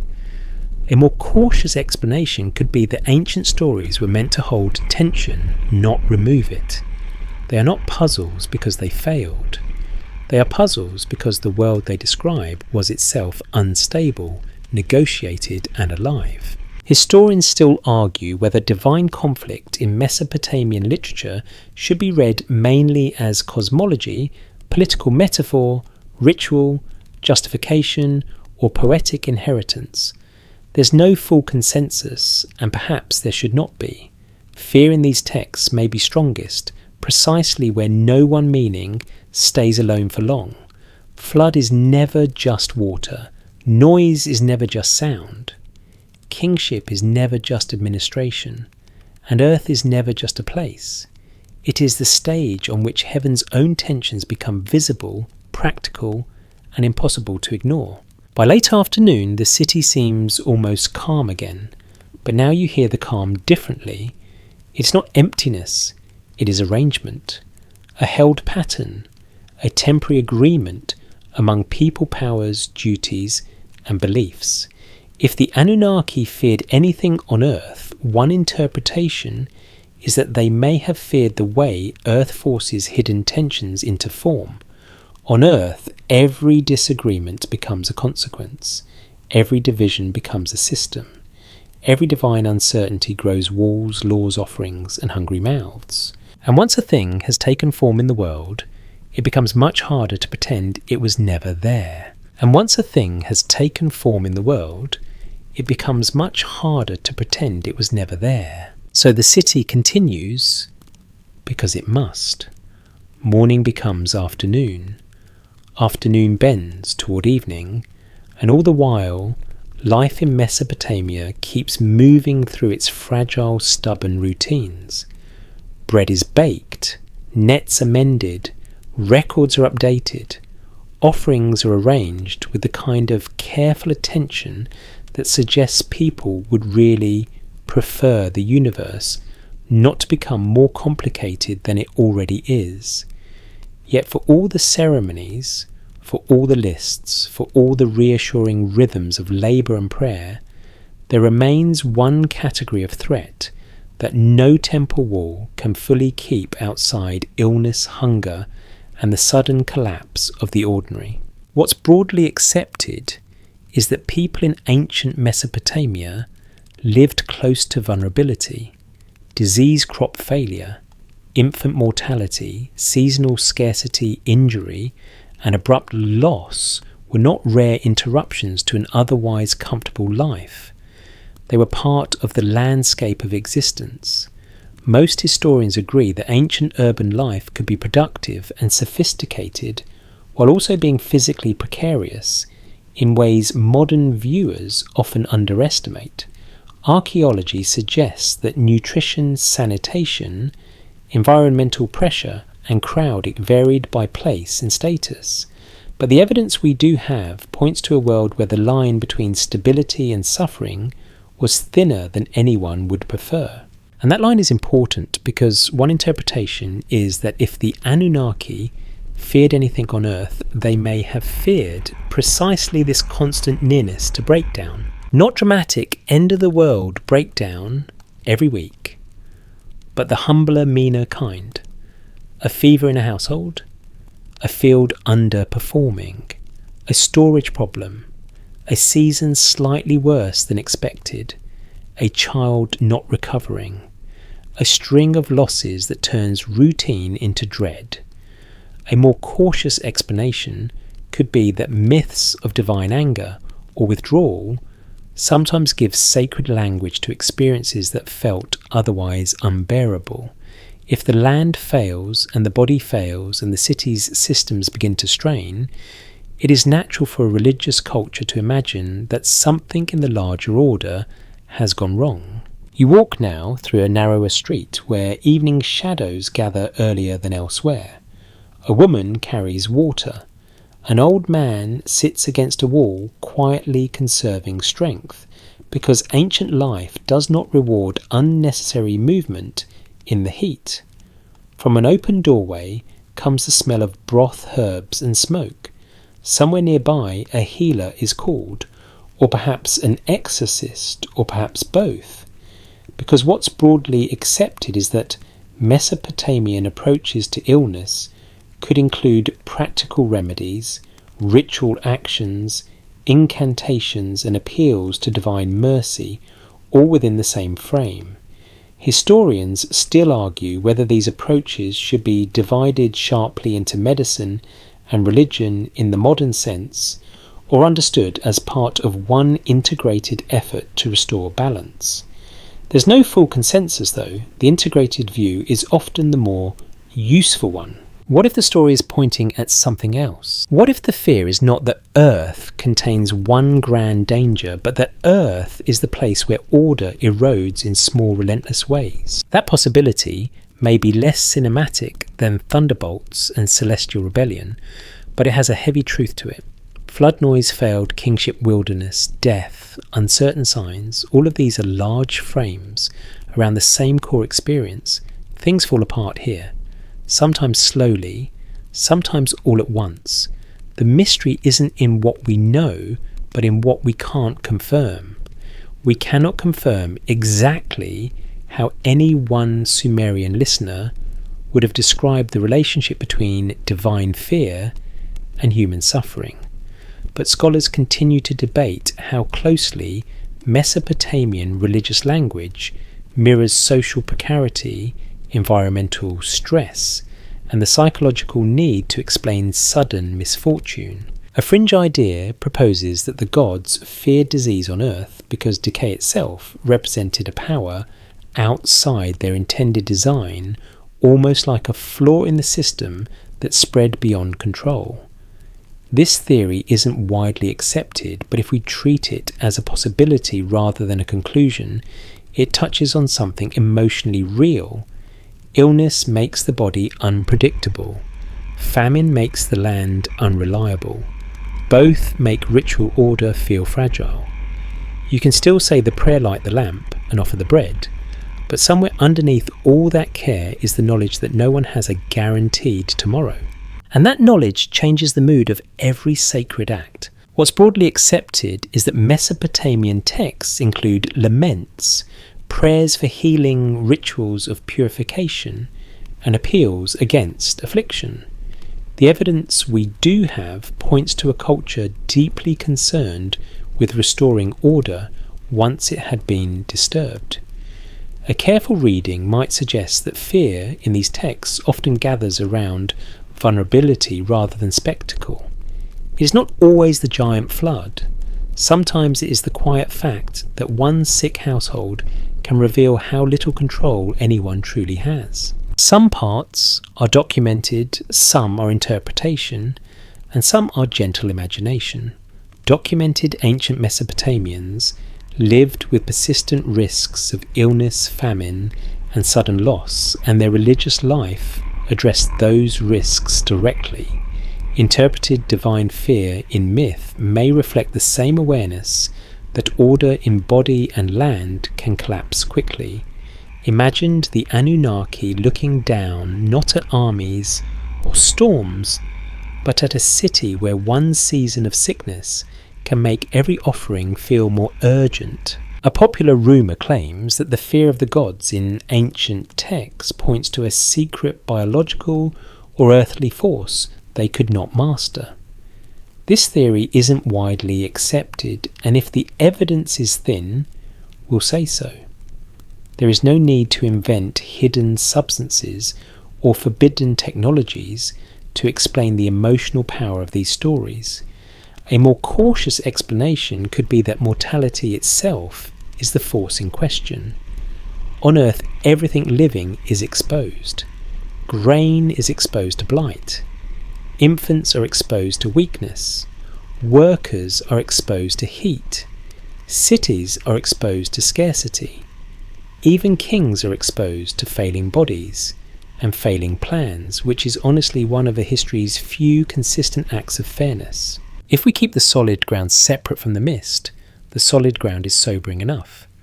Most historians agree that ancient societies had fewer buffers against crisis than modern ones. A poor harvest could ripple outward. A local disease outbreak could become communal fear. Social rank mattered, yes, but vulnerability touched everyone eventually. One interpretation is that the Anunnaki may have been imagined as fearing Earth, because Earth is where grand designs meet frail flesh. That's a possibility, not a certainty, but it belongs with everything else you have seen. Historians still argue whether Mesopotamian laments and ritual texts should be read primarily as theological responses to suffering, political literature shaped by crisis, or emotional technologies for enduring uncertainty. There's no full consensus because ancient people, like modern people, rarely keep their grief neatly sorted into one category. What's broadly accepted is that suffering pressed itself into religion and literature with remarkable force. That alone tells you something important. The world of the Sumerians was not naive. It did not assume order. It begged for it, repaired it, praised it when it appeared, and mourned it when it failed. By nightfall, the city seems quieter, but not because fear has vanished. It has simply gone indoors into whispered conversations, into folded hands, into lamps lit for protection, into the extra glance someone gives a sleeping child. If the Anunnaki feared anything on Earth, one interpretation is that they may have feared this intimate fragility, most of all the way an entire civilization, for all its temples and tablets and royal claims, still rests on bodies that tire fields that fail and hopes that can be undone in a single season. And under that knowledge, even the gentlest evening air feels a little more serious. The city is quieter now, though not silent. It never truly becomes silent, not while lamps are being trimmed, not while someone still walks home with a bundle of reeds on one shoulder, not while a late prayer is whispered into the dark, just in case the heavens are listening more carefully after sunset.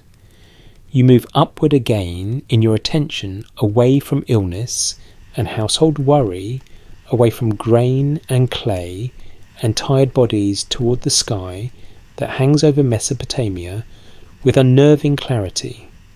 The stars come out one by one above the flat roofs and temple terraces, and once they do, the whole world seems to reorganize itself around them. What's broadly accepted is that Mesopotamian peoples watched the heavens closely.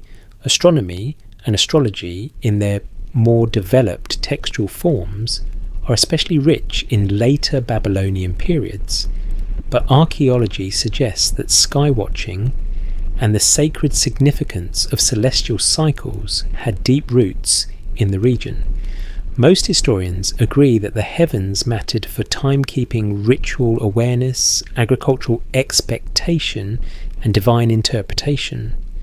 The evidence we do have points to a culture that did not look at the sky as empty decoration.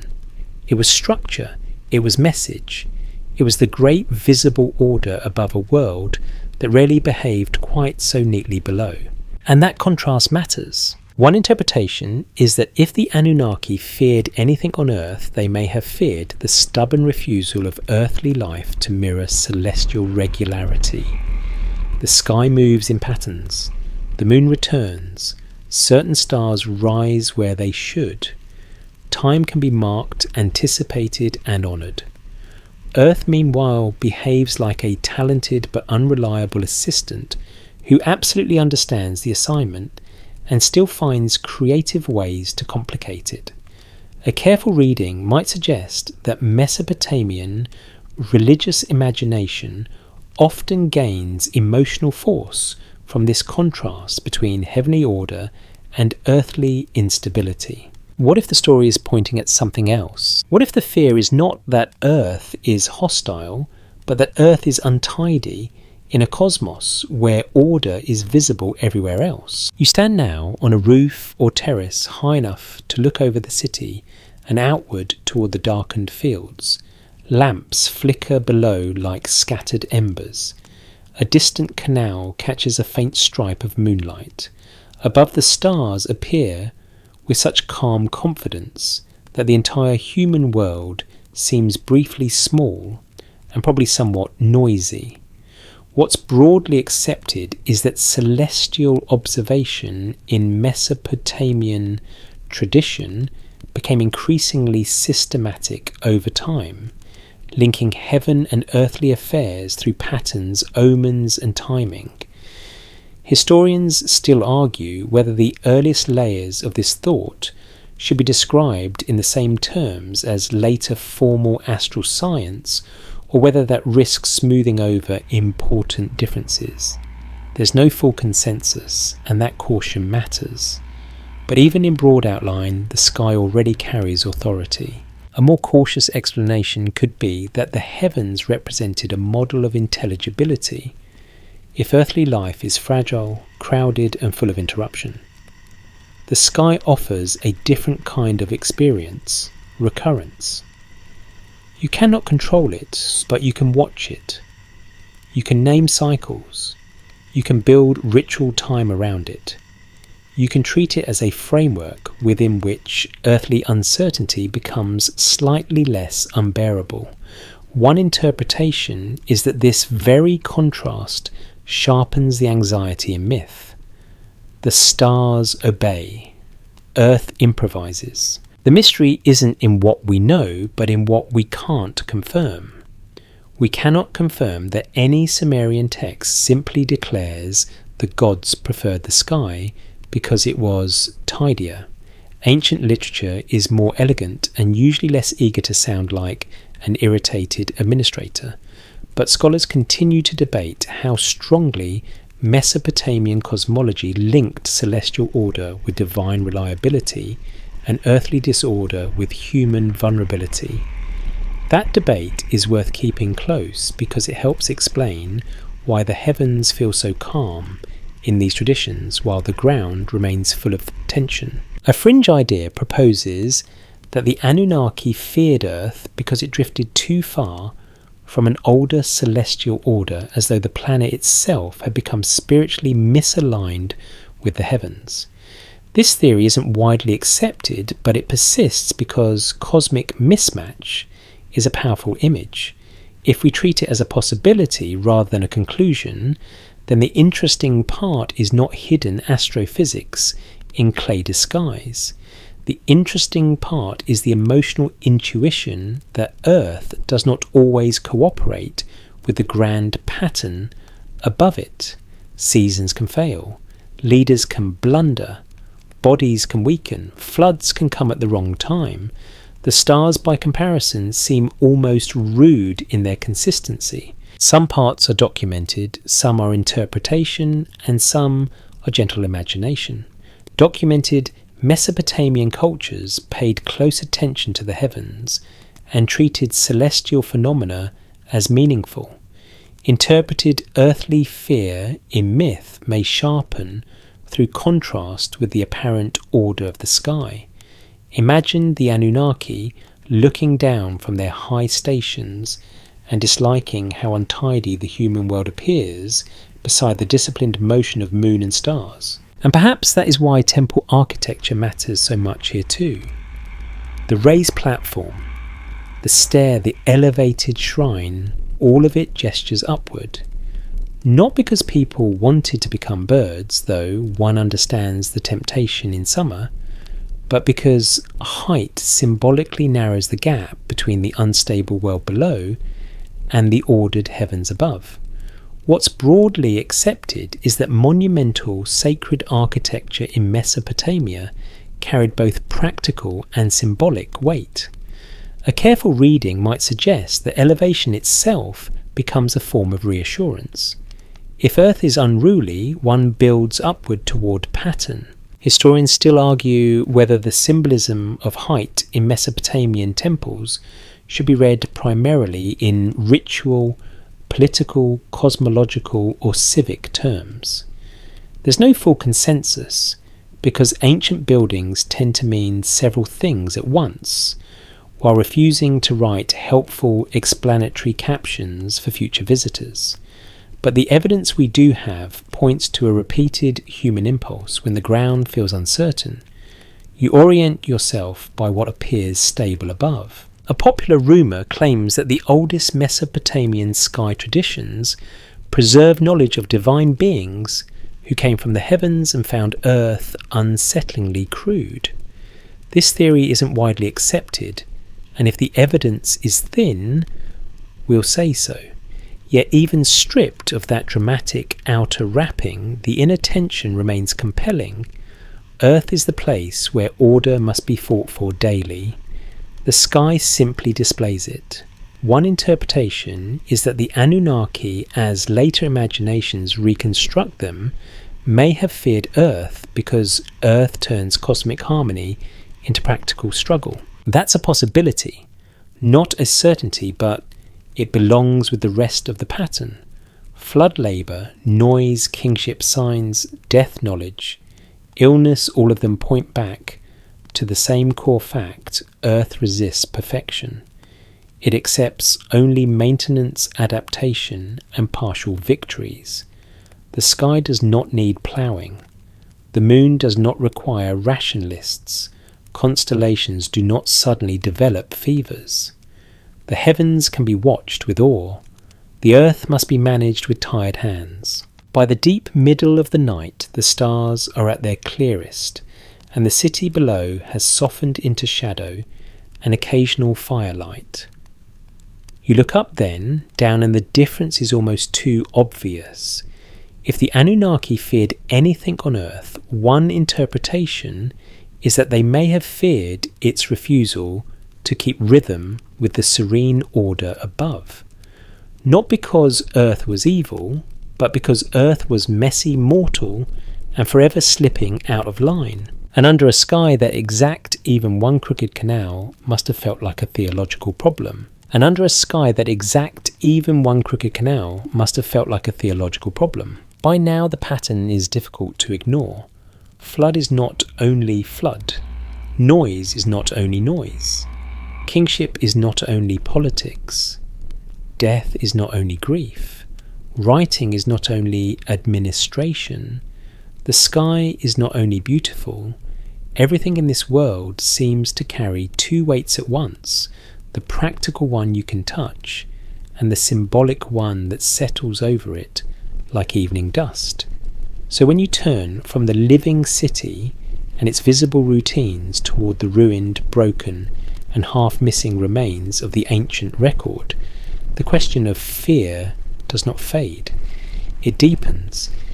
Because if the Anunnaki feared anything on Earth, perhaps part of that fear survives not in a single clear statement, but in the very way the story reaches us now in fragments, later copies, damaged lines and rumours, eager to rush into every silence. What's broadly accepted is that many Sumerian and Mesopotamian texts survive only in incomplete form.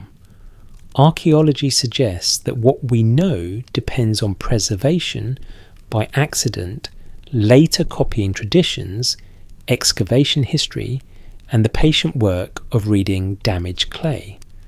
Most historians agree that the ancient record is extraordinary, but also uneven. The evidence we do have points to a literary world much larger than the one that survived intact.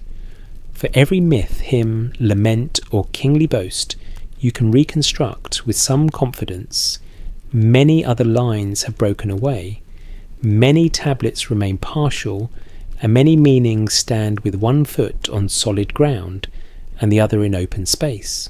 And that naturally is where modern imagination starts stretching its legs. You walk now not through a living Sumerian street, but through the afterlife of Sumer in the minds of later readers. Museums, dig sites, study rooms, trays of baked fragments under soft light, a broken tablet labelled in careful handwriting, a sign number debated, a missing section bracketed in translation, a line that stops where you most wish it would continue, which is frankly one of history's rudest habits. What's broadly accepted is that ancient texts must often be reconstructed from multiple pieces and later copies. Historians still argue whether certain restorations are secure tentative, or simply the best available guess until new material appears.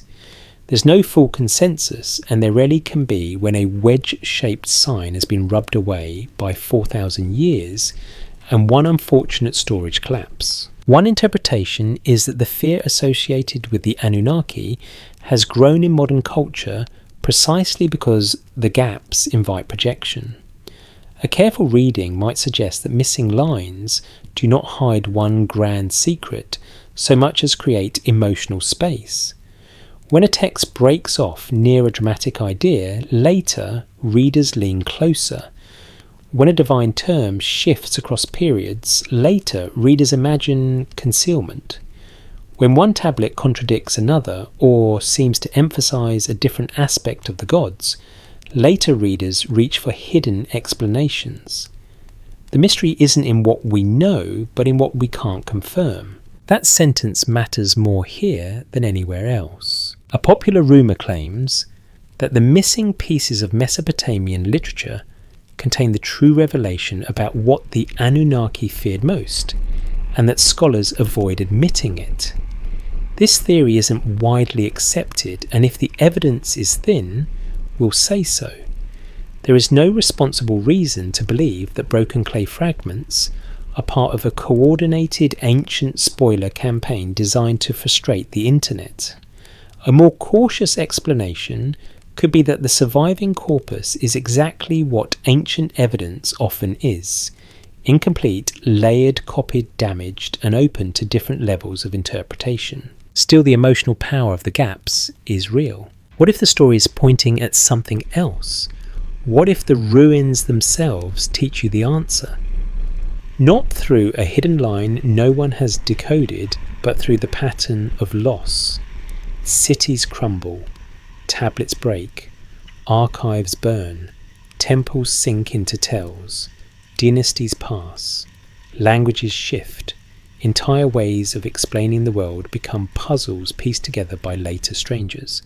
One interpretation is that if the Anunnaki feared anything on Earth, They may have feared impermanence at the scale of civilization itself.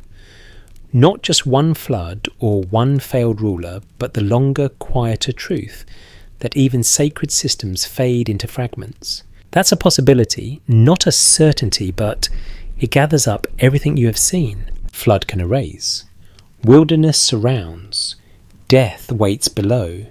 Illness thins households. Knowledge survives only if copied. Kingship fails. Noise grows. Signs confuse. Earth, in the end, is the place where nothing remains untouched by time. What's broadly accepted is that Mesopotamian cities rose transformed, declined, were abandoned, resettled, and remembered unevenly across centuries. Archaeology suggests continuity in some places and deep rupture in others. The evidence we do have points to resilience, yes, but also to repeated loss. A more cautious explanation could be that myths feel haunted because the societies that told them lived with visible reminders that order does not keep itself forever. Some parts are documented, some are interpretation, and some are gentle imagination. Documented many Mesopotamian texts survive only in fragments or later copies, and the ancient world they describe was repeatedly reshaped by time. Interpreted, the fear attached to the Anunnaki may reflect an awareness that even divine order becomes vulnerable once entrusted to earthly institutions. Imagine the gods looking down not only at a living city, but at its far future as a mound of broken brick and scattered tablets, uneasy, because Earth is where even sacred things become archaeology. And once you allow that image in, the whole mystery becomes more melancholy and more beautiful. A fringe idea proposes that later civilizations deliberately suppressed key Mesopotamian truths about the gods and humanity. This theory isn't widely accepted, but it thrives because disappearance always looks suspicious from the outside. If we treat it as a possibility rather than a conclusion, then the safer insight is this: disappearance does not require conspiracy. Time is enough. Fire is enough. Neglect is enough. Language shift is enough. One careless rebuilding project, and your archive becomes tomorrow's compacted floor layer. Ancient reality does not need secret villains. It already has moisture politics and entropy. An entropy, though less marketable than forbidden alien memory, is heartbreakingly effective. Historians still argue whether modern fascination with the Anunnaki tells us more about ancient Mesopotamia or about contemporary hunger for hidden explanations. There's no full consensus, though one suspects both are involved. The evidence we do have points to a real ancient complexity that invites wonder without requiring fantasy to prop it up. A careful reading might suggest that later retellings exaggerate because the originals already possess something more durable than certainty. They possess atmosphere. They leave room for awe and doubt to sit at the same table. What's broadly accepted is that later Babylonian, Assyrian, and even modern receptions reshape earlier Sumerian materials in important ways. Terms shift, emphases shift, divine roles shift, stories travel, meanings change. That does not destroy the past. It reveals how powerful the past remains when it refuses to stay still. One interpretation is that the Anunnaki continue to fascinate because they were never presented as simple cartoon villains or tidy cosmic managers. They inhabit a world of responsibility, judgment, hierarchy, and unease. Earth, meanwhile, remains the place where every grand design meets breakage. By the time you leave the imagined archive, the lamps are low and the shelves recede into shadow. Behind you remain fragments, copies, holes, damaged lines, and all the patient scholarship required to keep them speaking at all. If the Anunnaki feared anything on Earth, one interpretation is that they may have feared exactly what the ruins now reveal not a single hidden terror, but the slow inevitable fraying of every order built in mud memory and mortal time. And perhaps that is why the broken tablets still feel so alive. They do not hand you certainty. They hand you the shape of something once held tightly, now half lost, still whispering through the cracks. And perhaps that is why the broken tablets still feel so alive. They do not hand you certainty. They hand you the shape of something once held tightly, now half lost, still whispering through the cracks. So now, at the end of this long walk through mud brick streets, temple courts, canal edges, archive rooms, night skies, burial shadows, and the ordinary fatigue of ancient survival, you can finally ask the question one last time, with a steadier voice. What did the Anunnaki fear most on Earth? What's broadly accepted is that no surviving Sumerian text gives one neat universal answer. Most historians agree that the Anunnaki are not described in a single fixed way across all traditions, and archaeology suggests that Mesopotamian religion grew shifted and layered meanings over time. The evidence we do have points to many anxieties rather than one: flood, noise, failed kingship, uncertain signs, mortality, environmental fragility, the burden of labour, the instability of cities, the difficulty of preserving order in a world made of clay, water, memory and breath. One interpretation is that the deepest fear was not one thing at all. It was unpredictability. That's a possibility, not a certainty, but it gathers the clues more gracefully than any dramatic secret ever could. Flood is frightening because it overturns plans. Human noise is troubling because it signals growth that cannot be perfectly managed.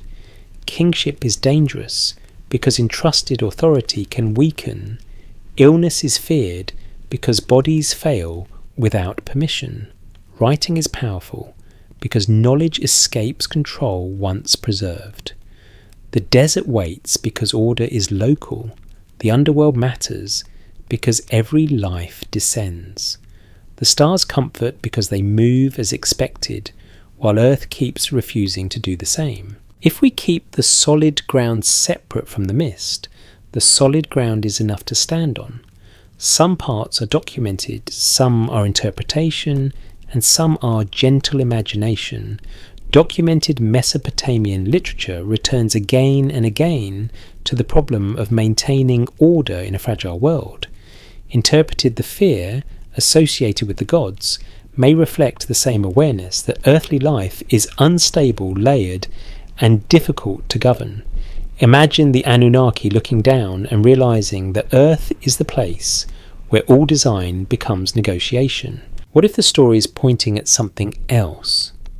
What if the gods feared not humanity, not water, not death, not the wilderness, but the simple fact that on Earth nothing remains finished? That may be the quiet answer hidden inside all the louder possibilities.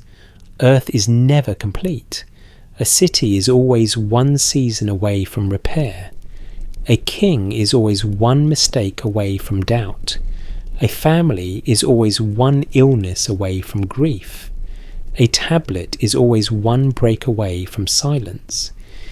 Even sacred order, once placed into human hands, becomes something that must be renewed, remembered, corrected and protected again and again. Historians still argue whether these myths should be read mainly as theology, social reflection, political language, ecological memory, or literary imagination. There's no full consensus, and that is perfectly fitting. The mystery isn't in what we know, but in what we can't confirm. Yet if you follow the clues carefully, without forcing them into one hidden truth, a pattern remains. The Anunnaki, as these stories allow us to imagine them, may have feared Earth, because Earth is where control becomes fragile, where plans meet weather, where law meets hunger, where ritual meets fatigue, where memory meets forgetting, and where even the highest order must survive in the hands of tired mortals. A fringe idea proposes that the gods feared some lost earthly power or hidden force greater than all of this. This theory isn't widely accepted, but it endures because people love a locked door more than an open field. Still, a more cautious explanation could be the better one. The greatest force on earth may simply be change, not dramatic every moment, but patient, constant, and undefeated. And now, as the night settles fully over the old cities in your mind, you let the sharper edges soften. The temple steps cool under darkness. The canals lose their glare and become ribbons of quiet silver. A lamp burns low in a scribal room where fresh clay waits for tomorrow's hand. Somewhere beyond the walls, reeds move gently in the night wind, and somewhere beneath the earth the dead remain folded into memory and dust. Above it all, the stars continue their calm, measured paths, distant and exact, while below them the human world rests for a few brief hours from all its careful struggle. You do not need a final revelation louder than that. You only need the image of a world forever being tended, mud shaped into brick, water guided into channels, grain counted, names impressed into clay, offerings set in place, children carried to sleep, old stories copied once more before the light goes out. And if there is a fear running beneath the whole ancient vision, perhaps it is simply this: that Earth is beautiful, fertile and alive, precisely because it cannot be frozen into perfection. So you let the city grow dim now. You let the walls sink back into shadow. The tablets cool in their shelves. The temple lamps become distant points in the dark. You let the questions stay questions. You let the gods keep their silence. And you rest, with the thought that some mysteries are gentlest when they remain half-lit like moonlight on canal water, never fully solved, only softly carried with you into sleep.